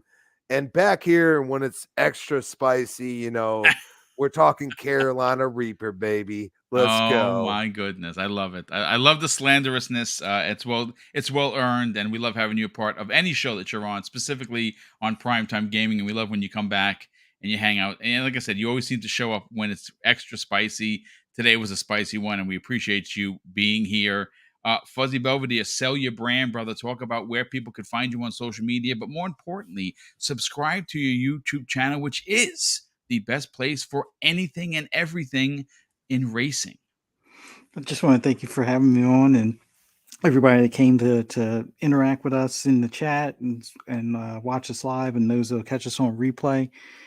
For anybody that wants to hear my rambles or rants on anything gaming related, just follow me on Twitter, Instagram, and YouTube at Fuzzy_Belvedere. You can also find me later on tonight on Xbox Ultimate Podcast on Fun Speculations channel at 10 p.m. Eastern Standard Time on this channel. The Shop Podcast on Saturday at 8 p.m. Eastern Standard Time on PTK Blam's channel. And then on Monday afternoon on Xbox Lunch Break Special right here on this channel. And once again, 12 noon. Look forward to seeing you guys there. Thank you, brother. Real quick, speaking of super chats, yesterday 2 did not show up in the feed, which is weird. Sometimes that happens at YouTube. Jason Redmond dropped a $20, ridiculous $20 super sticker, and we also had one come in from Boss Red 77. He dropped a $5 super chat and said the 5 is hitting me like the 5 is me hitting the like button twice. Excited for Xbox times ahead. Thank you for that generosity. And we just had another super chat come in the way of Anthony OA, drops a £2 super chat. Thank you, Anthony, for not only being here but the generosity. And he says, "Boom, I love you, and I love you too, Anthony. Appreciate the support and definitely the generosity." Web Dave, sell your brand, brother. I don't know if you dropped a video this week. I don't remember, but I know that you have been consistent with your videos. You have interviewed some of the biggest, brightest, and best of the industry, and we are now on the hunt to get your channel to 1K. Talk about it, brother. Where can people subscribe and help you get to that milestone achievement? I'll make it quick. The link's in the description of this video. So thanks, Boom, for having me on. I love it. And we'll be back here on Monday. Monday morning. Monday afternoon. Lunch break we'll be back. special. Yeah. Xbox lunch break special, man. Join us then. Thanks, Boom.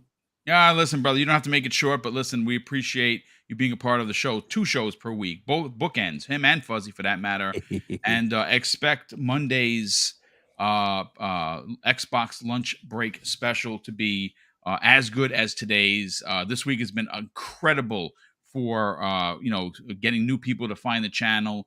I don't know how close we are right now, to be honest with you, to hitting 12K. In fact, I'll tell you what the live number is momentarily. Let me see what that is right now, so we can get that updated. But ladies and gentlemen, once again, thank you so much for being a part of today's show. Oh, look at that. We are 11,892.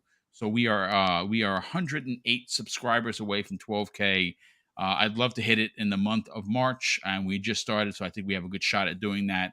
If you're new, consider subscribing. If you are enjoying the content, please hit that like button.